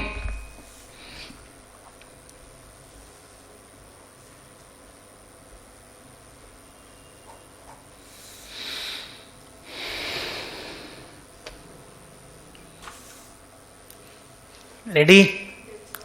एक तो हमें असेट्स के नाम लिखने पड़ेंगे, जितना भी property plant and equipment tangible assets को बोलते हैं, उनके नाम सारे अलग अलग लिखने पड़ेंगे। फिर ROU असेट जितना भी है, जिसको आप लोग लीज असेट बोलते हो, असेट्स हेल्ड अंडर लीज, उसका या तो रिस्पेक्टिव असेट के नीचे में नाम दे दो, या फिर अलग से ROU असेट बोल करके एक तो सारा असेट के नीचे में अलग जगह बना दो। याद होगा इंड AS 116 में मैंने पढ़ाया है, तो उसका हम लोगों को डिटेल देना है। प्लस हम लोगों को क्या करना है कि एक रिकॉन्सिलिएशन देना पड़ता है, अगर आपको याद हो, एक ग्रॉस ब्लॉक का, डेप्रीसिएशन का और WDV का। ग्रॉस ब्लॉक में ओपनिंग, एडिशन, डिडक्शन, क्लोजिंग देते हैं, डेप्रीसिएशन में भी वैसे ही 4 डिटेल देते हैं, फिर WDV देते हैं। क्योंकि आप लोगों ने सारे इंड AS वगैरह कवर किए हैं, इंटर में भी AS वगैरह पढ़े हो, तो आप जानते हो कि अगर मान लो कोई बोरोइंग है, किसी असेट को बनाने के लिए हमने बोरोइंग लिया है, तो बोरोइंग कॉस्ट भी कैपिटलाइज होता है, तो वो भी एडिशन में आ जाता है। कोई फॉरेन करेंसी का लोन है तो फॉरेन करेंसी का लोन भी कैपिटलाइज होता है, प्रोवाइडेड वो इंड एस अप्लाई माने उसके पहले का लोन हो तो। पुराना लोन का पुराना पॉलिसी अगर फॉलो करके रखे हैं, ओल्ड फॉरेन करेंसी लोन अगर है हमारा, क्योंकि नया लोन होने से तो इंड एस मना कर दिया, फॉरेन करेंसी फ्लक्चुएशन पीएल में जाएगा, लेकिन अगर पुराना लोन है तो आप उसके लोन को कैपिटलाइज करते थे। तो इस तरह के जो एडजस्टमेंट हैं, इस तरह का जो प्लस माइनस है वो आप एडिशन में दिखा दो, नहीं तो एक एडजस्टमेंट का जगह बनाया हुआ है वहां पे ऐड करके दिखा दो। अब एक नया चीज ऐड किया इन्होंने कि अगर रिवैल्यूएशन होता है, रिवैल्यूएशन, और रिवैल्यूएशन में अगर प्रॉफिट है तो ऑब्वियसली आप ऐड करोगे, लॉस है तो आप डेफिनेटली लेस करोगे। अगर रिवैल्यूएशन का अमाउंट 10% से ज्यादा है तो उसके लिए अलग से एक कॉलम बनाने बोल दिया। और अगर कोई एसेट आप बिजनेस एक्विजिशन के थ्रू से लेके आते हो तो उसके लिए अलग से एक कॉलम बनाने बोल दिया। माने आप कुल मिलाकर के यहां 6 कॉलम बन जाएंगे या 7 कॉलम बन जाएंगे 4 की जगह। ओपनिंग, एडिशन, डिडक्शन तो है ही, एक एडजस्टमेंट का बन गया जिसमें फॉरेन एक्सचेंज फ्लक्चुएशन वगैरह, बोरोइंग कॉस्ट वगैरह एडलेस कर दोगे। एक assets acquired under business acquisition बन गया, एक बन गया रिवैल्यूएशन, अगर 10% से ज्यादा का रिवैल्यूएशन हुआ तो ये नया चीज इंट्रोड्यूस हुआ है, और एक क्लोजिंग। तो साला इतना सारा चीज एक पेज में आएगा कैसे? अब आप लिखने तो बोल देते हो, पेज का साला प्रॉब्लम रहेगा, बट अब लाया है तो लाया है, प्रेजेंटेशन चाहिए तो हमें चाहिए। क्लियर? कॉपी में लिखो। हेडिंग क्या दियो मुन्ना? पीपी। लिखो names of assets,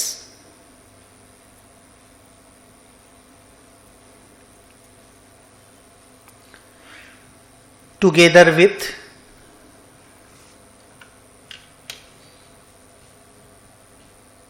ROU assets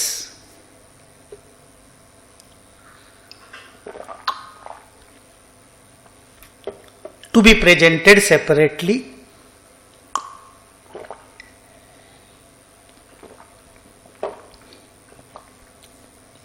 full stop.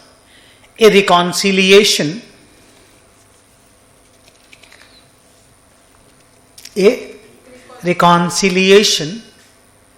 Between reconciliation का मतलब ओपनिंग से क्लोजिंग का जर्नी। कोई भी रिकॉन्सिलिएशन, मैं आज की क्लास में, अगली क्लास में जब भी रिकॉन्सिलिएशन वर्ड बोलूंगा समझ जाना ओपनिंग टू क्लोजिंग का फिगर कैसे आया। ओके तो a reconciliation for both original cost as well as depreciation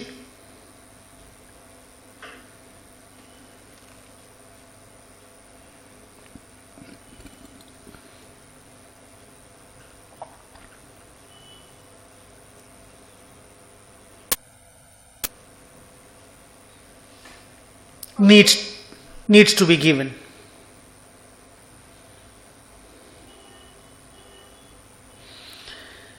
Full stop. Revaluation change, चाहे प्रॉफिट साइड में चेंज हो चाहे लॉस साइड में चेंज हो बेटा। हाँ, और आप तो जानते हो रिवैल्यूएशन चेंज सिर्फ तभी होता है अगर हम लोग इंड AS 16 में रिवैल्यूएशन मॉडल ऑप्ट करते हैं। अगर मैं कॉस्ट मॉडल ऑप्ट करूंगा तो मेरे में रिवैल्यूएशन कभी आएगा ही नहीं। ये तो सिर्फ तभी आएगा इफ आई ऑप्ट फॉर, ये कनेक्शन भी कर दे रहा हूं तो अच्छा भी लगेगा आपको थोड़ा सा। तो रिवैल्यूएशन मॉडल सिर्फ रिवैल्यू वाले एसेट पे ही आएगा अगर मैं ऑप्ट करता हूं तो, और ये पॉइंट भी फिर तभी आएगा। तो क्या लिखा? Revaluation change needs to be separately disclosed if the amount is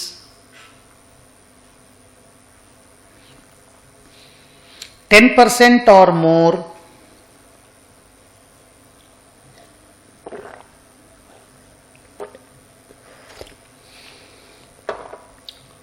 of the net WDV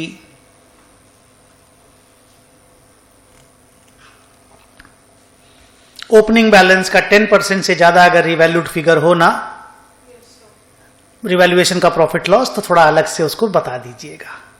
सो ये पॉइंट है हमारे प्रॉपर्टी प्लांट एंड इक्विपमेंट का। अब आप बोलेंगे सर पहले भी तो करते थे, तो आंसर इज हम तो शेड्यूल 3 तो पढ़ा रहे हैं यार, पहले भी तो करते थे, तो क्या हम थोड़ी खाली अमेंडमेंट का क्लास ले रहे हैं, हम तो पूरा शेड्यूल 3 डिस्कस कर रहे हैं टुगेदर विद अमेंडमेंट। इसमें अमेंडमेंट भी आ गया, अमेंडमेंट आया था मार्च 2021 में, अभी उसको एप्लीकेबल कर दिया इस एग्जाम के लिए। नहीं समझे बात को? तो मई 22 में जो पेपर लिखेंगे उसके लिए एप्लीकेबल है, आगे भी जब भी पेपर लिखोगे तो एप्लीकेबल है। और क्योंकि मैं schedule 3 division 2 along with amendment एक साथ पढ़ा दे रहा हूं, तो अलग से मुझे अमेंडमेंट खाली पढ़ाना नहीं पड़ेगा। आप समझ गए, इसके अंदर वो इंक्लूड कर दिया है मैंने। ये प्रॉपर्टी प्लांट एंड इक्विपमेंट का डिटेल के बारे में हो गया बात। अब आप क्या करो, पेज नंबर 6 के ए का 1 जो है ना, खाली 1 को टिक लगाओ।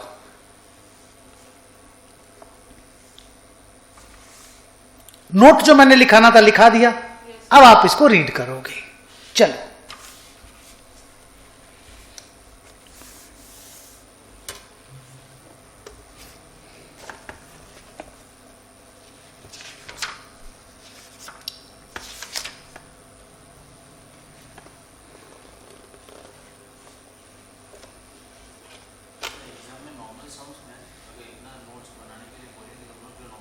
जैसा हम लोग किए थे वैसे ही करना एग्जाम में। सारे सम एग्जाम के हिसाब से मैंने क्लास में बनवाए हैं, don't get worried about that. ये सब कहां से बना पाओगे, डिटेल ही नहीं रहता तो बनाओगे भी कैसे? हाँ,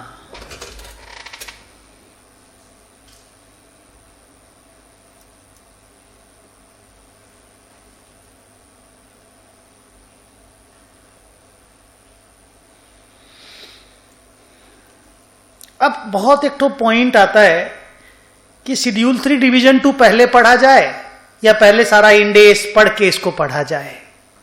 मुझे ऐसा लगता है कि इसको सारा इंडेस पढ़ने के बाद पढ़ना चाहिए। अब मान लो यहाँ इंपेयरमेंट का डिस्कशन आएगा, बियरर प्लांट का डिस्कशन आएगा, वो सब नाम यूज होगा, मैं बच्चों को बता ही नहीं पाऊंगा। तो इसीलिए मैंने ये डिसाइड किया कि सबसे लास्ट के लिए रखते हैं इसको। बीच बीच में तो बैलेंस शीट तो बनाया है, वो तो शेड्यूल 3 के हिसाब से बनाया ही है हमने। ये अब डिटेल डिस्कशन है। चलो, पढ़ लिया तुमने। अब एक बार आप रिलायंस इंडस्ट्रीज लिमिटेड का प्रॉपर्टी प्लांट एंड इक्विपमेंट का नोट्स को देख लो और देखो एग्जैक्टली वैसा ही इन्होंने काम किया है, यस और नो। ये सारे ओन्ड असेट हैं, ये सारे लीज्ड असेट, ROU असेट्स हैं। ये वो ग्रॉस ब्लॉक हो गया, इनके 4 कॉलम में काम हो गया। ये सारा डिप्रीसिएशन हो गया, ये WDV हो गया। ओके, ये सारे ओन्ड असेट, ये सारा लीज्ड असेट, ये टेंजिबल ब्लॉक हो गया। सेम चीज इंटेंजिबल असेट के लिए अभी चाहिएगा, मैं थोड़ी देर के बाद वहां पहुंचने वाला हूं। तो ये उसका नीचे में इंटेंजिबल असेट का डिटेल आ गया। यहां नीचे में कैपिटल वर्क इन प्रोग्रेस आ गया, उसके नीचे में इंटेंजिबल असेट अंडर डेवलपमेंट आ गया।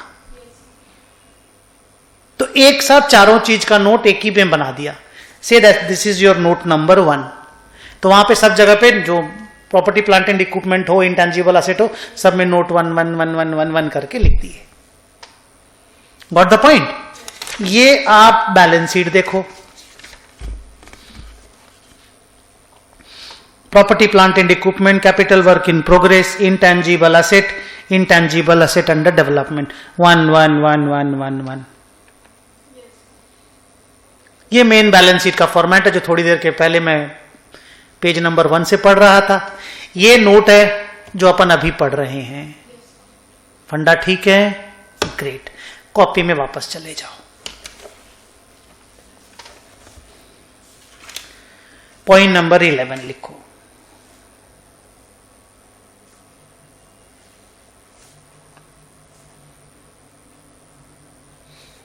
Investment property.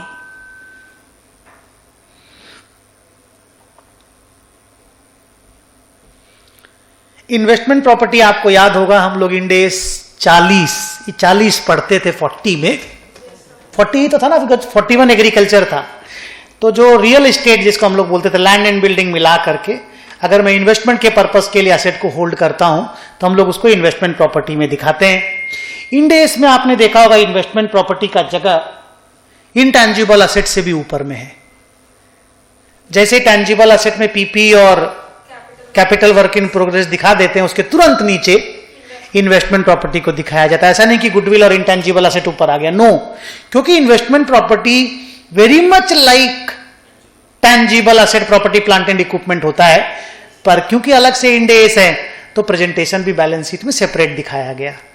आपको मालूम हो इसमें रिवैल्यूएशन मॉडल अलाउड ही नहीं है, इसमें खाली कॉस्ट मॉडल ही अलाउड है। बाकी इसका भी प्रेजेंटेशन इसी तरह से किया जाता है, ऐसे ही ब्लॉक बनाया जाता है, ऐसे ही डिप्रीसिएशन का ब्लॉक बनाया जाता है, ऐसे ही WDV बनाया जाता है। तो अगर किसी कंपनी के पास इन्वेस्टमेंट प्रॉपर्टी हो तो ऐसा ही प्रेजेंटेशन किया जाता है जैसा हम लोग PPE का करते हैं या इंटेंजिबल असेट का करते हैं। दी ओनली डिफरेंस इज उसमें रिवैल्यूएशन अलाउड नहीं है, क्योंकि only cost model can be used in investment property. Okay, वहां लिखो similar information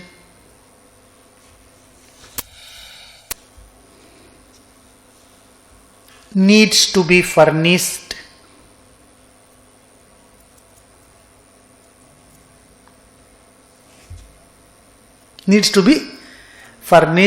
relating to reconciliation.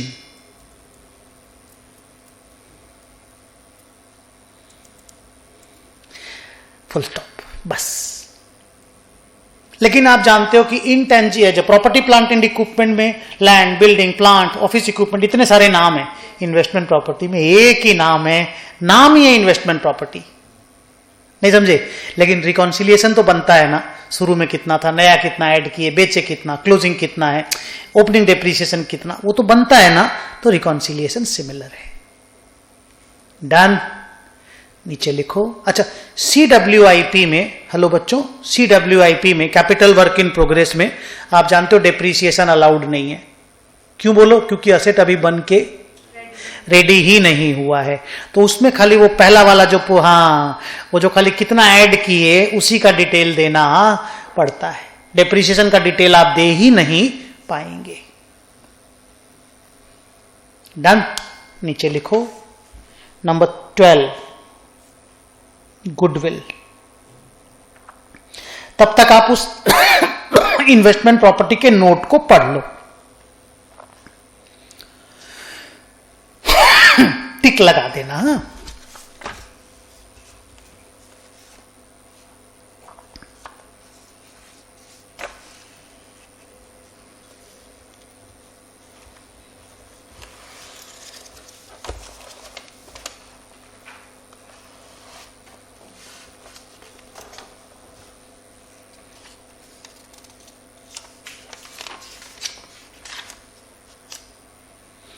Tension मत लो, पहुंचेंगे वहां तक।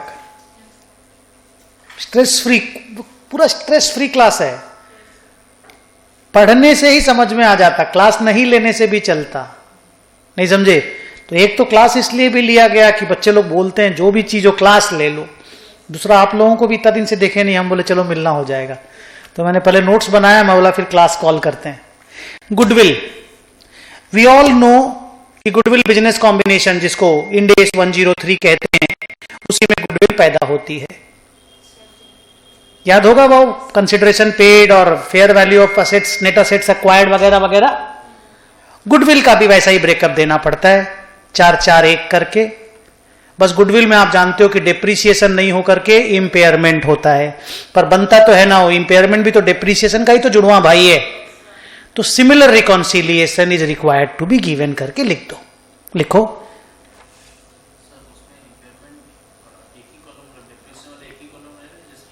नहीं, पूरा रहेगा जैसे रहता है। इंपेयरमेंट भी प्रोविजन के जैसे ही बनता है।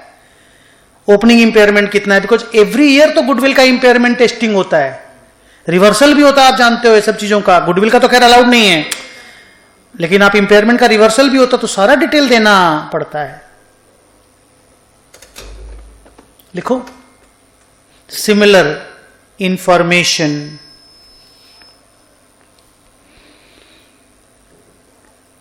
of reconciliation needs to be given.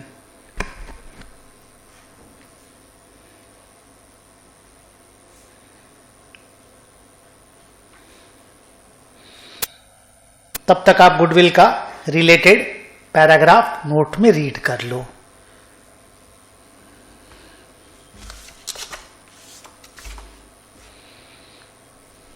कुछ भी नया चीज दिखेगा ना बेटा, अगर तुम्हें लगता है कि उसको पूछना है, यू कैन आस्क। ऐसा नहीं कि पूछना नहीं है।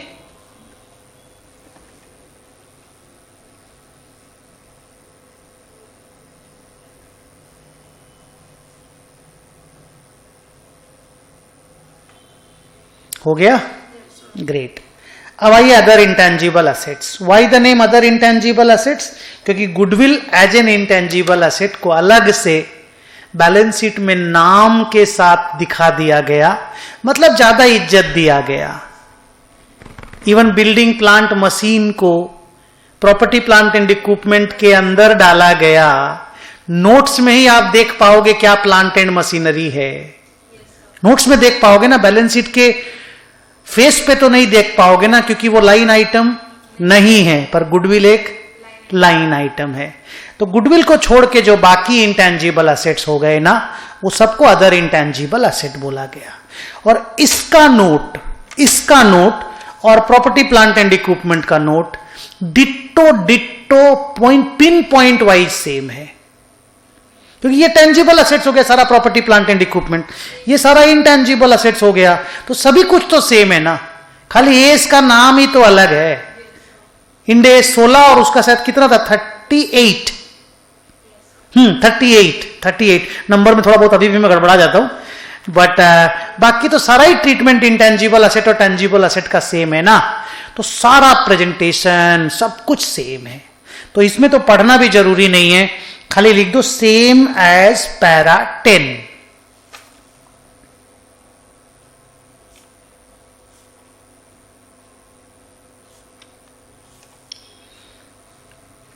पैरा 10 तुम्हारी कॉपी का पैरा 10।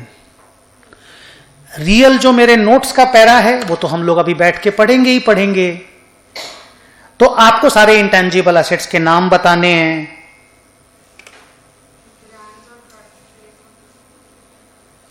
चलो नाम पढ़ो, अब तो सब सेम एकदम, तो हमको कुछ पढ़ाना ही नहीं है, जस्ट आपको नाम तो ऑब्वियसली अलग रहेंगे, वहां land, building, plant, machine, equipment रहेगा। तो यहाँ पे patent, copyright, know how, license, franchisee, recipe, ये सब रहेंगे, तो नाम तो अलग रहेंगे ही, बाकी सब कुछ एक जैसा है।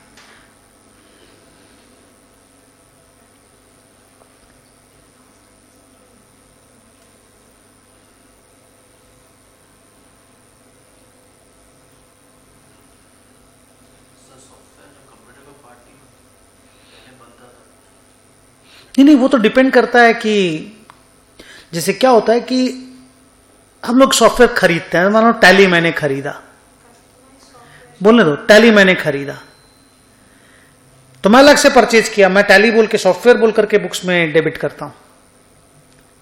लेकिन जो मैं हार्डवेयर खरीद के लाता हूं, उसके अंदर जो सॉफ्टवेयर घुस के आते हैं, उसके लिए अलग से हम लोग सॉफ्टवेयर डेबिट नहीं करते। लेकिन इन कंपनियों के तो भरे पड़े रहते हैं ना सॉफ्टवेयर, कितना डेवलपमेंट करते हैं। अभी हम लोगों को कितना सॉफ्टवेयर पे खर्चा करना पड़ता है, मैं क्या बताऊं। हम लोगों की अपनी वेबसाइट्स वगैरह हैं, ऐप बनते हैं, so do invest a lot.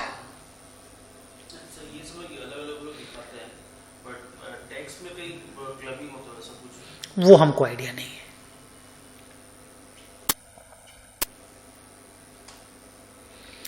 So assets के नाम वैसे ही हैं बेटा, रिकॉन्सिलिएशन दिखाना ही है। यहां पे भी रिवैल्यूएशन का 10% वाला क्लॉज ऐड कर ही दिया, करेगा ही, कहां जाएगा।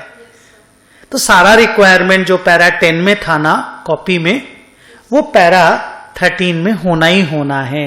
तो अलग से नहीं भी पढ़ाएंगे ना तो भी चलता, बस खाली दिमाग में लगाना है कि जैसा नोट पीपीई का बनेगा वैसा ही नोट अदर इंटेंजिबल असेट्स का भी बनेगा। कॉपी में लिखो नंबर 14।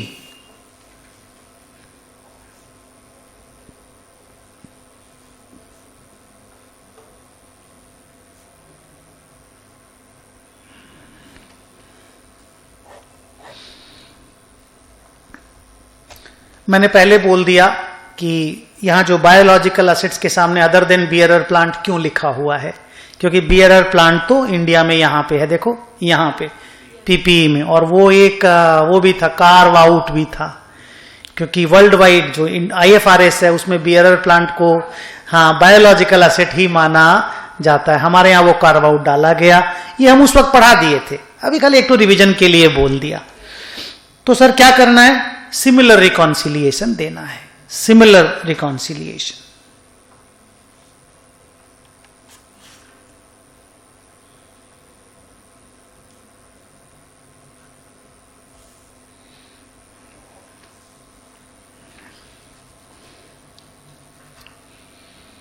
क्लियर?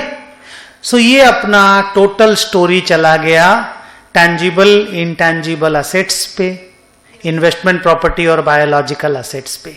मतलब बेसिकली जो फिक्स्ड असेट्स की गिनती में पुराने जमाने में नाम फिक्स्ड असेट होता था, इस सारी गिनती का नोट्स का काम कंप्लीट हो गया। अब हम लोग फिनेंशियल असेट में इन्वेस्टमेंट्स के डिस्कशन में जा रहे हैं कि सर इन्वेस्टमेंट का जो नोट्स बनता है, ओब्वियसली फिनेंशियल असेट, उसके अंदर investment is the first item. ये 6 आइटम दिखा देने के बाद फिनेंशियल असेट तो दिखाना पड़ता है। तो फिनेंशियल असेट में जो इन्वेस्टमेंट, जो मेन हर कंपनी का property plant and equipment intangible asset के बाद मेन असेट इन्वेस्टमेंट्स होता है। इतना इतना इन्वेस्टमेंट करते हैं लोग कि मैं क्या बताऊं। तो सर क्या दिखाना है इन्वेस्टमेंट्स में, बस मैं बता रहा हूं अभी क्या क्या दिखाना है। पहले कॉपी में लिखो,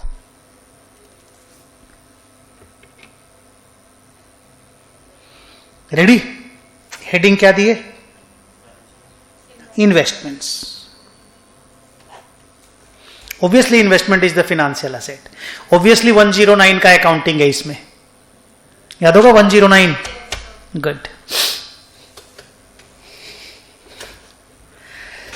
सो एक तो क्या चीज में इन्वेस्टमेंट्स की हो, शेयर है, डिवेंचर है, बॉन्ड है, गवर्नमेंट स्टॉक है, क्या है, नाम बताना है, ठीक है। दूसरा, अगर आपकी सब्सिडरी एसोसिएट्स वगैरह में इन्वेस्टमेंट किए हो, अलग से बताना है, क्लियर। तीसरा, हमको अगर आपका कोटेड और अनकोटेड इन्वेस्टमेंट जितना है उसका एग्रीगेट अमाउंट, जैसे यहां तो आप सेपरेट सेपरेट करके दिखाएंगे, investment in equity share, investment in debentures, investment in preference shares, investment in bonds, इनमें सब्सिडरी एसोसिएट्स में किया उसको अलग, अदर्स में किया उसको अलग करके तो दिखाएंगे ही आप। बाद में हमको आपसे चाहिए aggregate amount of quoted investments, aggregate amount of unquoted investments. Quoted investment का हमको मार्केट वैल्यू चाहिए, एग्रीगेट, अलग अलग अलग अलग सबका नहीं चाहिए, एग्रीगेट में चाहिए। तो ये मेरा समझ लो आपकी मेरा मिनिमम रिक्वायरमेंट है ऑफ द नोट्स इन्वेस्टमेंट्स को लेकर के। सर और भी छोटा मोटा रिक्वायरमेंट होगा, वो अपन कॉपी में पढ़ेंगे, जब पढ़ेंगे नोट्स तब पढ़ेंगे। अभी कॉपी में लिखो,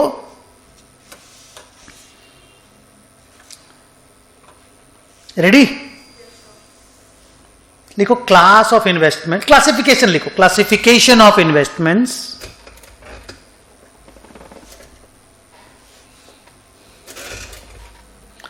like equity shares, preference shares, bonds, etc.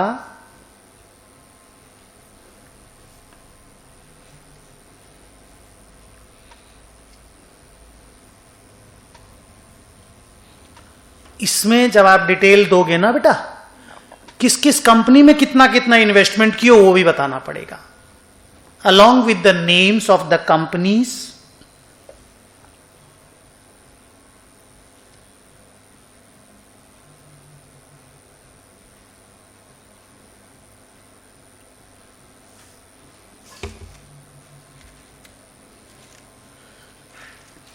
If they are your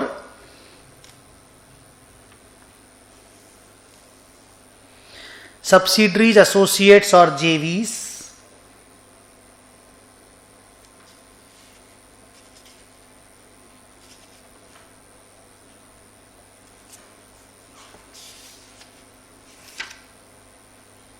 क्या लिखा? If they are your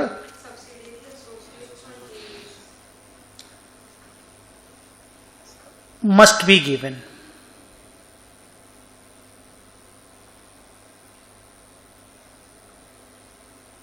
full stop, नीचे लिखो फुल स्टॉप करके, नीचे मतलब आगे लिखो aggregate amount, aggregate total, aggregate amount of quoted and unquoted investments,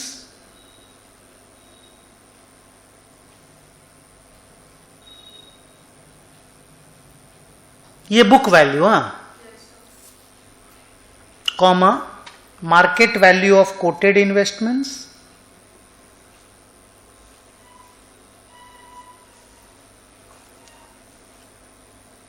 comma aggregate amount of impairment in the value of investments,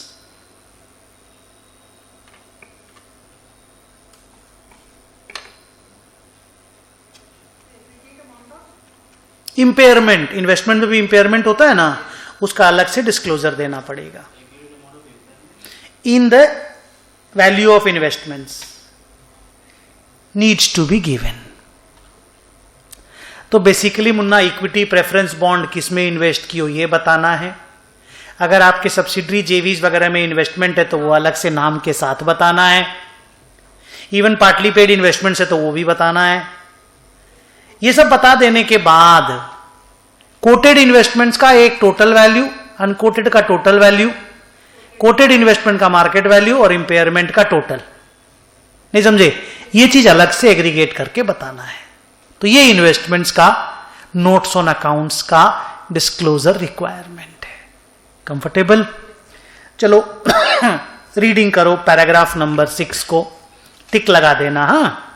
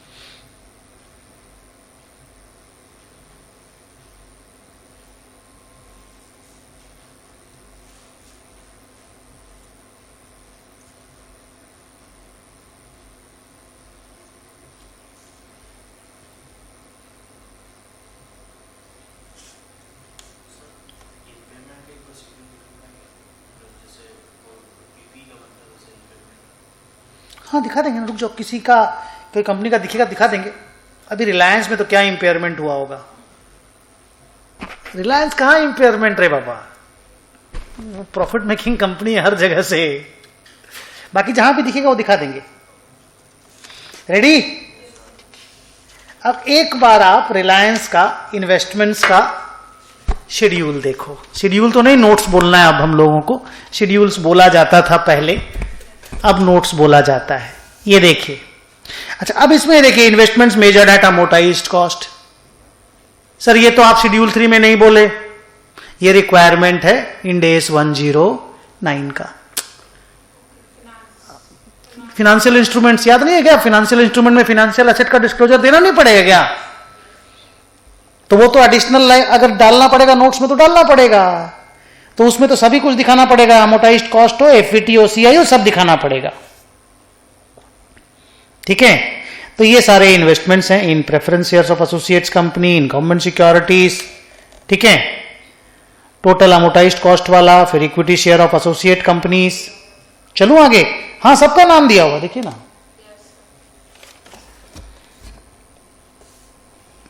preference shares of subsidiary companies वगैरह वगैरह, लंबा कहानी चला। बॉन्ड्स एंड डिबेंचर्स आ गया देखिए। ठीक है, मुझे जो इंपॉर्टेंटली दिखाना था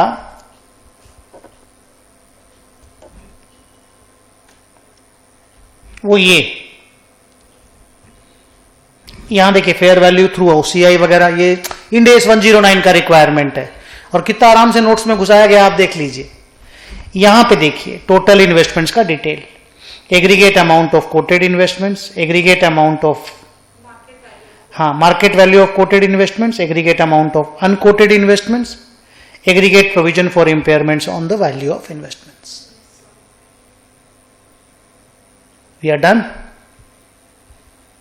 ओके, चलो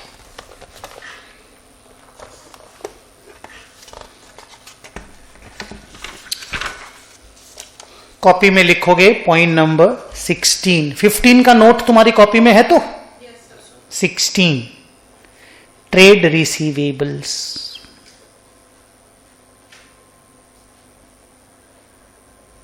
अच्छा, अच्छी बात क्या होगी ना बेटा, जब हम लोग ये सब पढ़ लेंगे तो नॉन करेंट इन्वेस्टमेंट्स में जिस तरह के डिस्क्लोजर है ना, करेंट इन्वेस्टमेंट में भी सिमिलर है।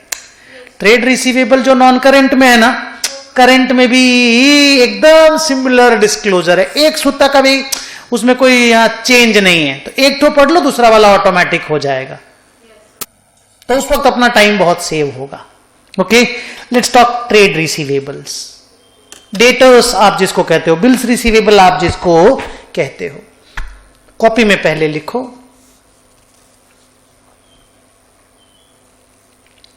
रेडी, लिखो they need to be classified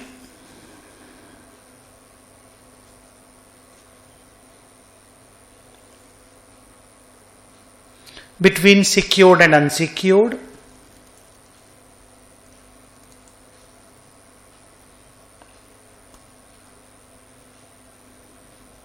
between secured and unsecured, comma, good, credit impaired,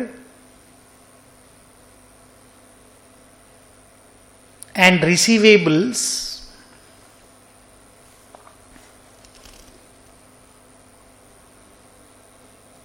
where credit risk is increased significantly.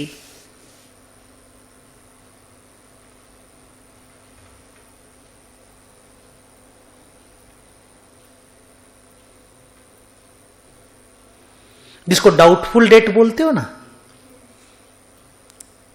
वो हो गया credit risk is increase significantly. जो गुड डेटर्स हैं, जिसको गुड डेट बोलते हो, वो हो गया ऊपर वाला। और जो क्रेडिट इंपेयर्ड है, समझ लो वो पूरा बैड डेट है। बनाएंगे तो हम लोग प्रोविजन ही, बट उसके अगेंस्ट में फुल प्रोविजंस बनता है। फुल स्टॉप कर दो। Provision for bad debt should be shown separately.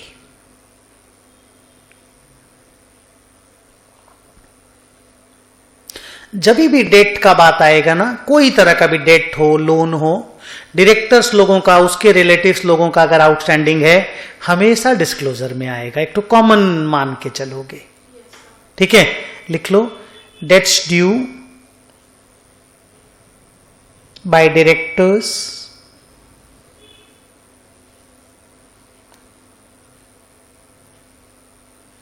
by need to be separately shown.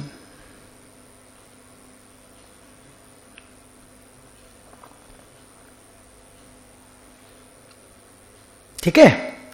A new, full stop कर दो, लिखो a new ageing schedule, AGEING, a new aging schedule is introduced by making the classification, या showing the classification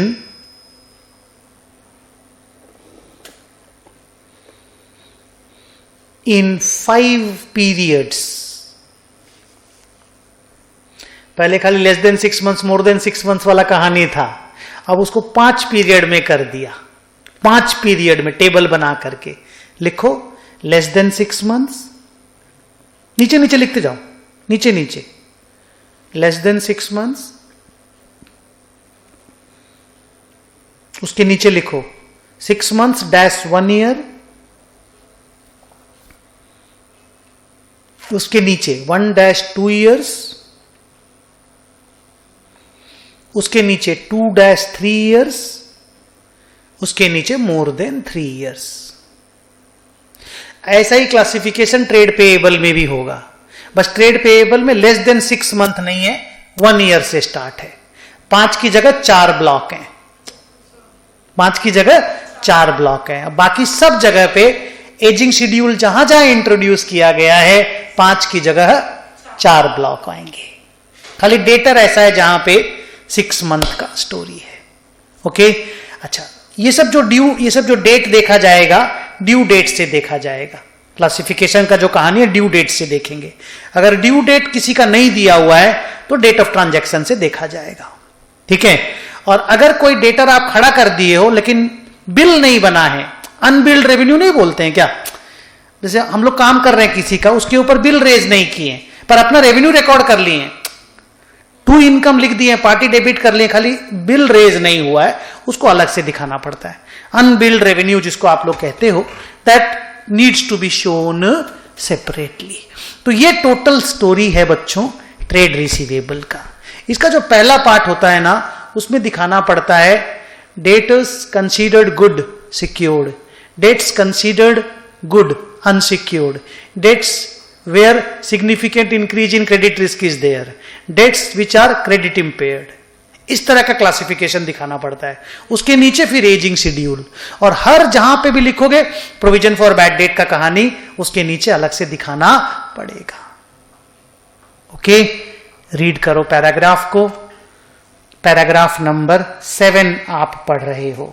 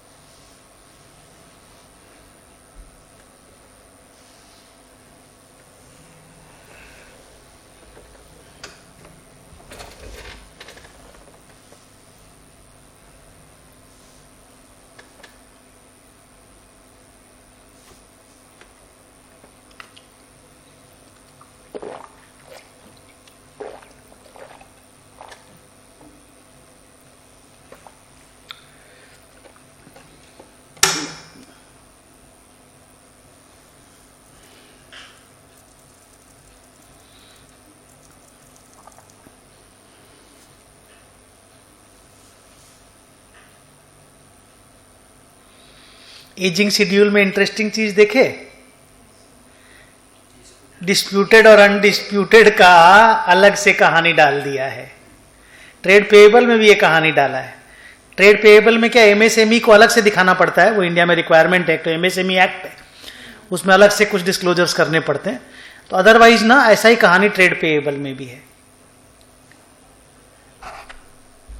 undisputed trade receivable considered good, undisputed trade receivable where significant increase in credit risk is there, और undisputed trade receivable which are significantly credit impaired।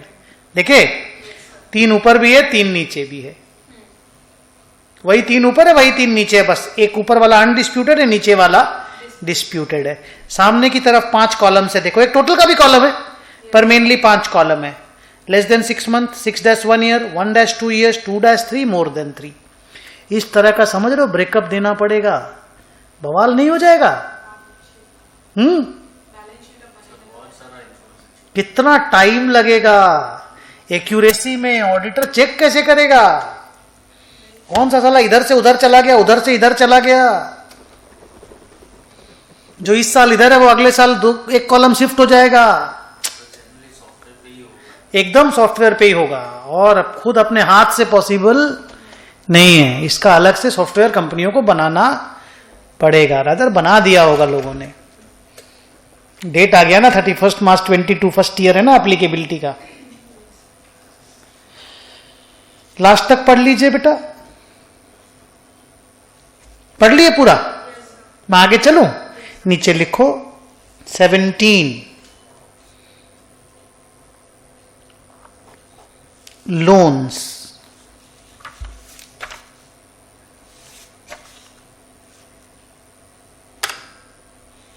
लिखो very similar information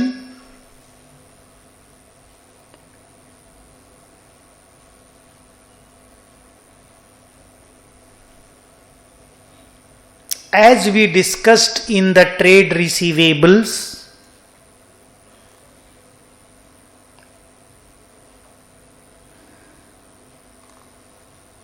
needs to be given।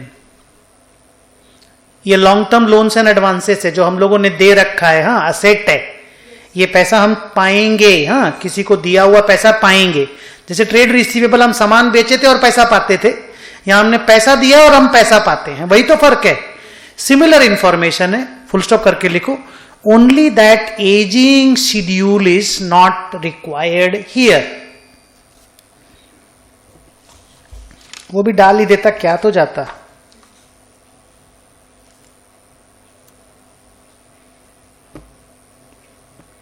क्या लिखा? Only that ageing schedule is not required here. ठीक है। अच्छा, एक दो चीज आपको बताना था मेरे को, सीरियस बात।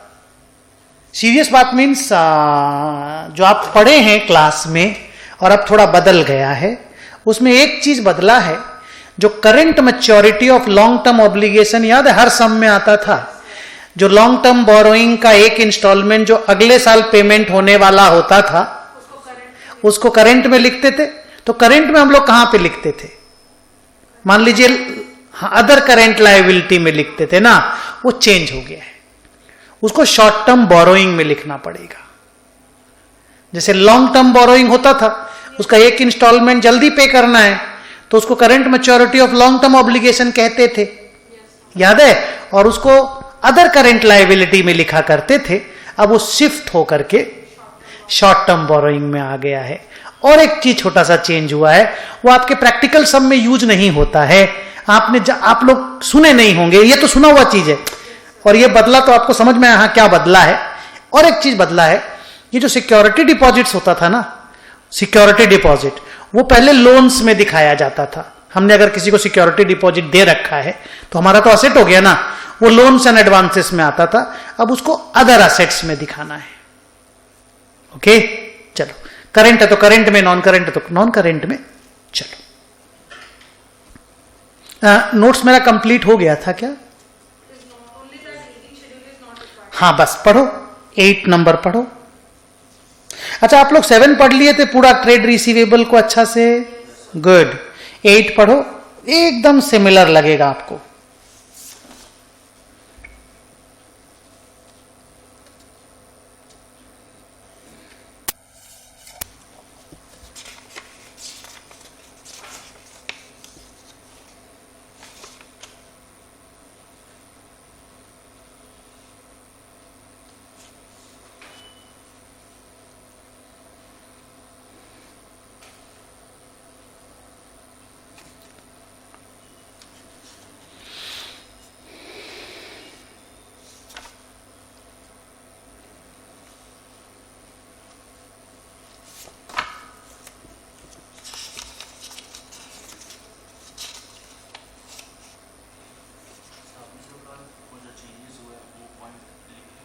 नहीं, अभी आएगा, अभी आ जाएगा, क्योंकि इसमें तो सब कुछ कवर कर दिया गया ना प्रॉपरली, तो आ जाएगा। बस तुमको ध्यान रखना है कि हाँ ये चीज हो गया है। पहले मुझे ये तो बताओ, क्या आपने देखा कि लोन्स का प्रेजेंटेशन ट्रेड रिसीवेबल के जैसा ही है? बोलो हाँ या ना। एजिंग शेड्यूल नहीं है बस, बाकी पूरा सेम टू सेम है ना। वैसे ही secured considered good, unsecured considered good, सारा प्रेजेंटेशन है ना। क्रेडिट इंपेयर्ड, फिर तुम्हारा risk has been increase significantly, सभी कुछ तो है। डायरेक्टर लोगों का जो पैसा बाकी है उसको भी अलग से दिखाना है, देख लिया आप लोग, वेरी गुड। अब आपको कॉपी में लिखने की जरूरत नहीं है ये वाला पॉइंट, सिर्फ बुक से देखो और बुक से आगे बढ़ जाओ। Other financial assets, security deposit को यहां डाल दिया गया है और ऊपर से लोन से हटा दिया गया है। और जो बैंक डिपॉजिट होता था ना 12 महीना से ज्यादा वाला, बैंक में एफडी किए हम मान लो, और 12 महीना से ज्यादा का किए तो अदर नॉन करेंट असेट में दिखाते थे, उसको अदर फिनेंशियल असेट का एक तो घर बना दिया गया। तो एक सिक्योरिटी डिपॉजिट लॉन्ग टर्म वाला और एक bank deposits with more than 12 month maturity वाला, क्योंकि जो लेस देन 12 मंथ मेच्योरिटी था वो तो कैश एंड कैश इक्विवेलेंट के नीचे था। आपने देखा था उसको? जाओ एक बार देखो वो कहां पे था, एक बार वापस से main format of the balance sheet में जाओ, मेन फॉर्मेट में पेज नंबर 2 में जाओ, करेंट एसेट के नीचे जाओ, कैश एंड कैश इक्विवेलेंट में जाओ, पेज नंबर 2। उसको मिला ही नहीं अभी तक, मिल गया? ओके, दिख गया आपको? तो ये तो लेस देन 3 मंथ मैच्योरिटी वाला था। नहीं, कैश एंड कैश इक्विवेलेंट में लेस देन 3 मंथ, 3 मंथ से 12 मंथ उसके नीचे में, मतलब 4 नंबर पॉइंट में। 12 महीना से ज्यादा होगा तो क्या करेंगे? आंसर इज वो तो नॉन करेंट है।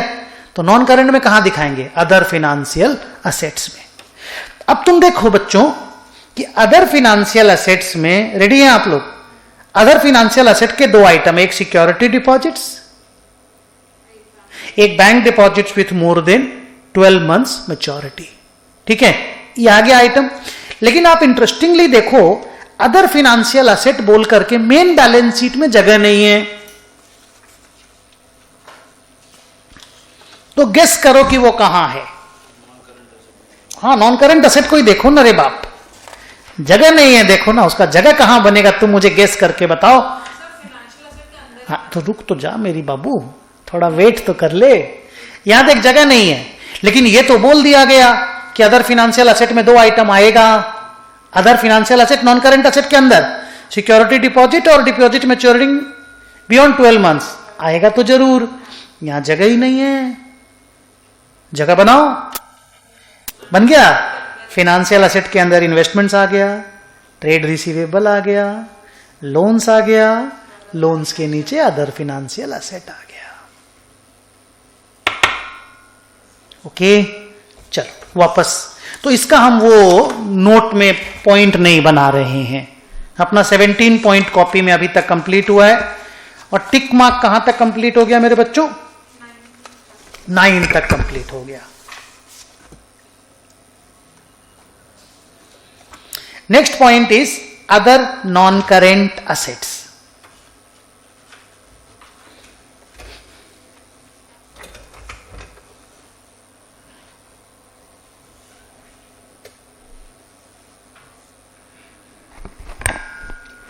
Ready? Other non current assets, अगर किसी भी तरह का कैपिटल एडवांसेस दे रखे हो। सब कैपिटल एडवांसेस किसको कहते हैं? अच्छा कॉपी में लिखो, पॉइंट नंबर 18 लिखो, other non current assets.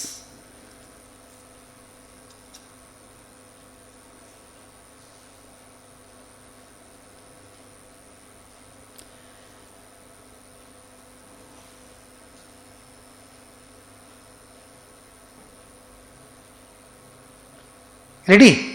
Basically, the advances given to purchase fixed assets, PP and intangible asset लिखो। आजकल फिक्स्ड असेट लिखना अच्छा नहीं माना जाता।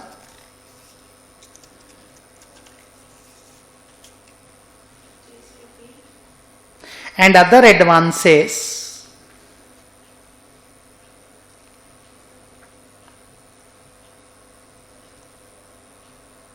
and other advances which are not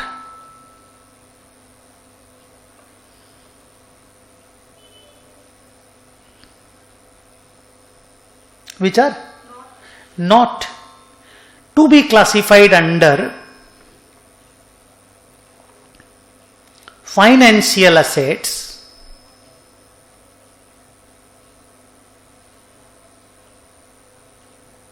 should be shown here.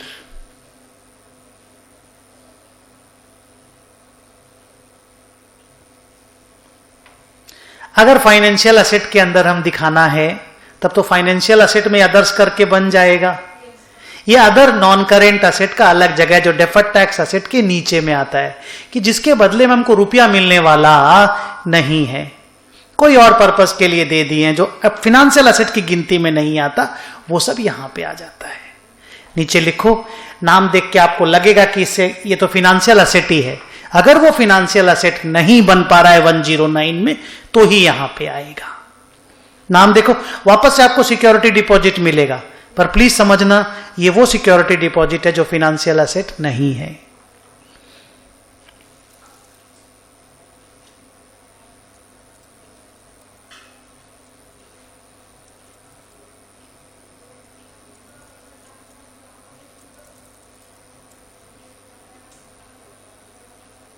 नीचे लिखा भी है ये वाला बात देखो,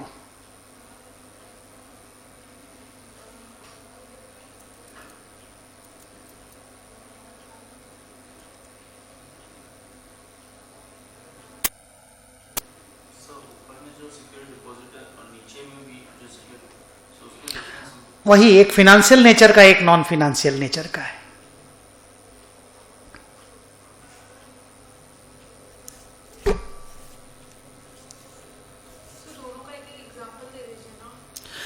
कोई नॉन रिफंडेबल सिक्योरिटी डिपॉजिट है जहां पे आपको वापस मिलेगा ही नहीं पैसा, होता नहीं है प्रैक्टिकली रे बाबा, बट इंस्टीट्यूट ने जगह बना करके दे दिया है।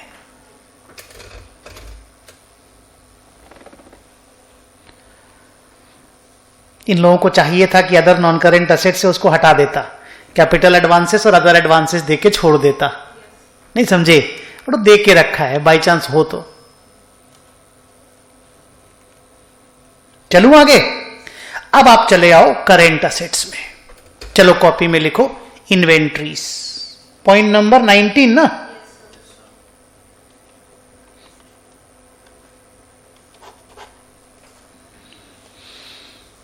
एक बार बिना बुक देखे हुए इन्वेंट्रीज के नाम बताओ, कितनी तरह की इन्वेंट्रीज के बारे, बुक मत देखो, कितनी तरह की इन्वेंट्रीज के बारे में जानते हो। अच्छा बच्चों, इन्वेंट्री में बहुत ज्यादा बड़ा नोट्स नहीं बनता, नाम देना पड़ता है, अमाउंट देना पड़ता है, वैल्यूएशन का मोड देना पड़ता है, और अगर स्टॉक इन ट्रांजिट हो तो वो देना पड़ता है। माने क्लासिफिकेशन दे दो, जहां जहां पर भी माल आना बाकी है वो बता दो, और मोड ऑफ वैल्यूएशन दे दो। मैं नोट्स लिखाऊंगा, बट आप पहले मुझे नाम बताओ, क्लासिफिकेशन बताओ। Raw material, WIP, finished goods, stores and spheres, stock in trade, stock in trade, ये सारा अपना इन्वेंट्री के अंदर में आ गया। चल लिखो, कॉपी में लिखो, हेडिंग दे दो 19 इन्वेंट्रीज। हाँ बेटा, करंट असेट हेडिंग मत दो, करंट असेट तो है ही, इन्वेंट्रीज हेडिंग दो। लिखो क्लासिफिकेशन, ऑब्वियसली क्लासिफिकेशन किसी को भी समझ में आ जाएगा इन्वेंट्री का, रॉ मटेरियल WIP के अलावा और कोई क्लासिफिकेशन होता ही नहीं है। कॉमा गुड्स इन ट्रांजिट, अच्छा गुड्स इन ट्रांजिट, सबका गुड्स इन ट्रांजिट, अगर रॉ मटेरियल का गुड्स इन ट्रांजिट है तो अलग, स्टॉक इन ट्रेड का गुड्स इन ट्रांजिट है तो अलग, FG का कुछ गुड्स इन ट्रांजिट नहीं होगा। नहीं, FG का हो सकता है, फैक्ट्री से निकाल करके वेयरहाउस तक भेजे और रास्ता में पड़ा है, तो जिनका जिनका गुड्स इन ट्रांजिट अलग अलग दिखाना हर हेड में।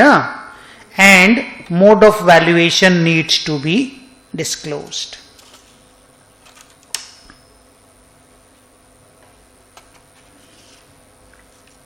इजी एकदम। बी नंबर का 1 आप पढ़ रहे हो, इन्वेंट्रीज।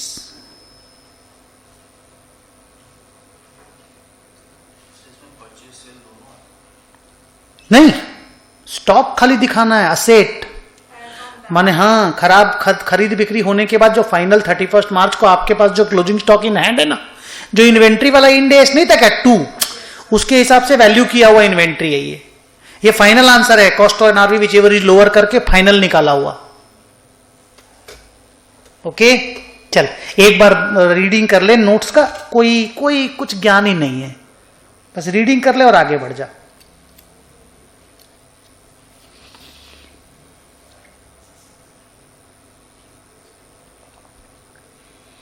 चलूं आगे, ग्रेट। अब 20 नंबर में इन्वेस्टमेंट नहीं लिखना है, बिकॉज करेंट असेट में आपको अगर याद हो, मैं चाहूंगा एक बार बैलेंस शीट में वापस देखो, करेंट असेट में जाओ, इन्वेंट्री के नीचे आते ही देखिए फिनेंशियल असेट चालू हो जाता है। जैसे नॉन करेंट असेट में तो PPE, CWIP, तुम्हारा investment property, goodwill, other intangible assets, फिर तुम्हारा वो इंटेंजिबल असेट अंडर डेवलपमेंट, फिर तुम्हारा वो बायोलॉजिकल असेट्स, उसके बाद जाके फिनेंशियल असेट स्टार्ट होता है। करेंट असेट में तो इन्वेंट्री के तुरंत बाद फिनेंशियल असेट स्टार्ट हो जाता है। देखो हो गया कि नहीं। अब फिनेंशियल असेट में वही सब है, इन्वेस्टमेंट्स वगैरह और लोन्स वगैरह और ट्रेड रिसीवेबल्स वगैरह, वो सब आप नॉन करेंट में पढ़ चुके हो। एज इट इज करेंट में मुझे कुछ लिखाना ही नहीं पड़ेगा, मैं लिखाऊं तो झूठ मूठ का टाइम वेस्टेज है। तुम खाली पैरा को ऊपर से देख लो और आगे बढ़ जाओ। Let's not waste time. Investment पे पहले टिक लगा दो 2 नंबर करके, और देखो एकदम सिमिलर है या नहीं है।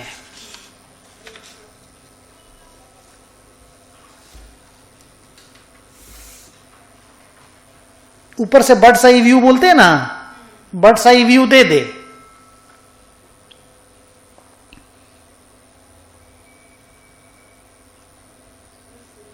एकदम सेम होगा, अलग होएगा ही नहीं, अलग होएगा ही नहीं।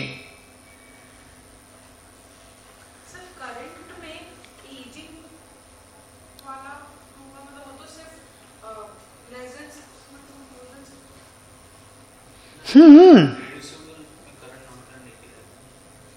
नहीं समझे? अरे ऑपरेटिंग साइकिल तो बड़ा हो ही सकता है ना बेटा।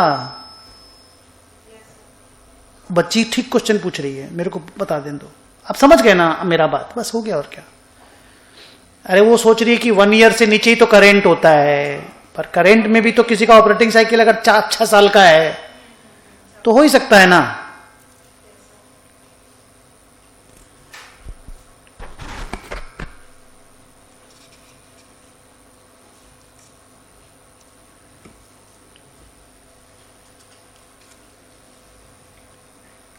तीन में भी टिक लगा दो, ट्रेड रिसीवेबल में भी।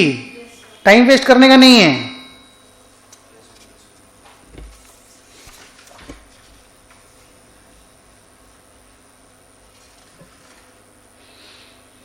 पहुंच गए? कहां तक पहुंचे? Cash and cash equivalence. क्या क्राइटेरिया था कैश एंड कैश इक्विवेलेंस का, याद करके बताओ। Cash in hand, cash at bank तो है ही। हाँ, वो सब जो शॉर्ट टर्म, बहुत शॉर्ट टर्म के लिए किसी को लेस देन 3 मंथ और मिनिमल, एकदम मिनिमल, तो वो सब कैश एंड कैश इक्विवेलेंट्स के अंदर में आता है। बस वो नाम अलग अलग करके दिखा देना, उसमें मैं नोट्स में कुछ भी नहीं लिखाऊंगा। लोन्स का कहानी एकदम सेम टू सेम है, हमको कुछ नहीं बोलना, टिक लगा दो। अदर फिनेंशियल एसेट का स्टोरी एकदम सेम है, इसमें खाली सिक्योरिटी डिपॉजिट आ रहा है, देख लो, क्योंकि मोर देन 12 मंथ वाली सिक्योरिटी एफडी जो है वो तो नॉन करेंट ही हो जाएगी। अदर करेंट एसेट का स्टोरी भी एकदम सेम टू सेम है।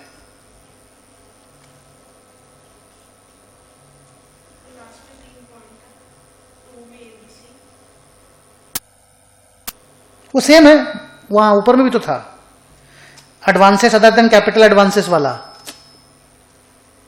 हाँ 2 वाला, हाँ वो पढ़ो।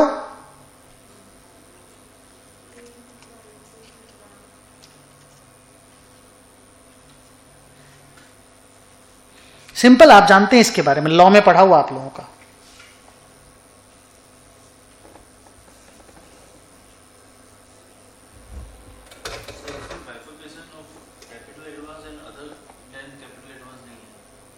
कैपिटल एडवांस को तो जनरली लॉन्ग टर्म में डाल दिया जाता है ना,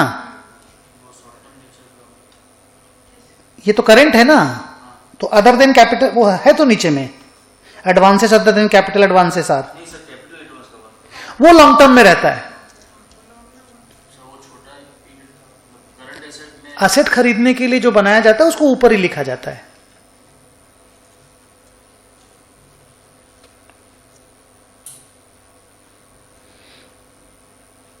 देखेंगे नहीं क्या क्या एबीसी में, क्या ए में अनपेड डिविडेंड का पैसा जो बैंक में रख देते हैं ना, उसके बाद देखे, हाँ, balances with the banks to the extent held as margin money और सिक्योरिटी अगेंस्ट दी बोरोइंग, जिसको आप यूज नहीं कर सकते।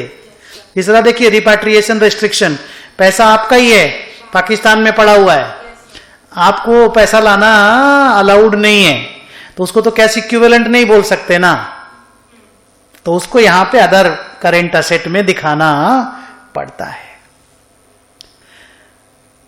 ओके, सो यहां तक का स्टोरी अपना बच्चों कंप्लीट होता है। एक बार वापस से मुझे बताओ, हम लोग का असेट साइड का स्टोरी कंप्लीट हो गया। ओके, सो आज मैं इतनी क्लास लेता हूं, 7:30 हो गया।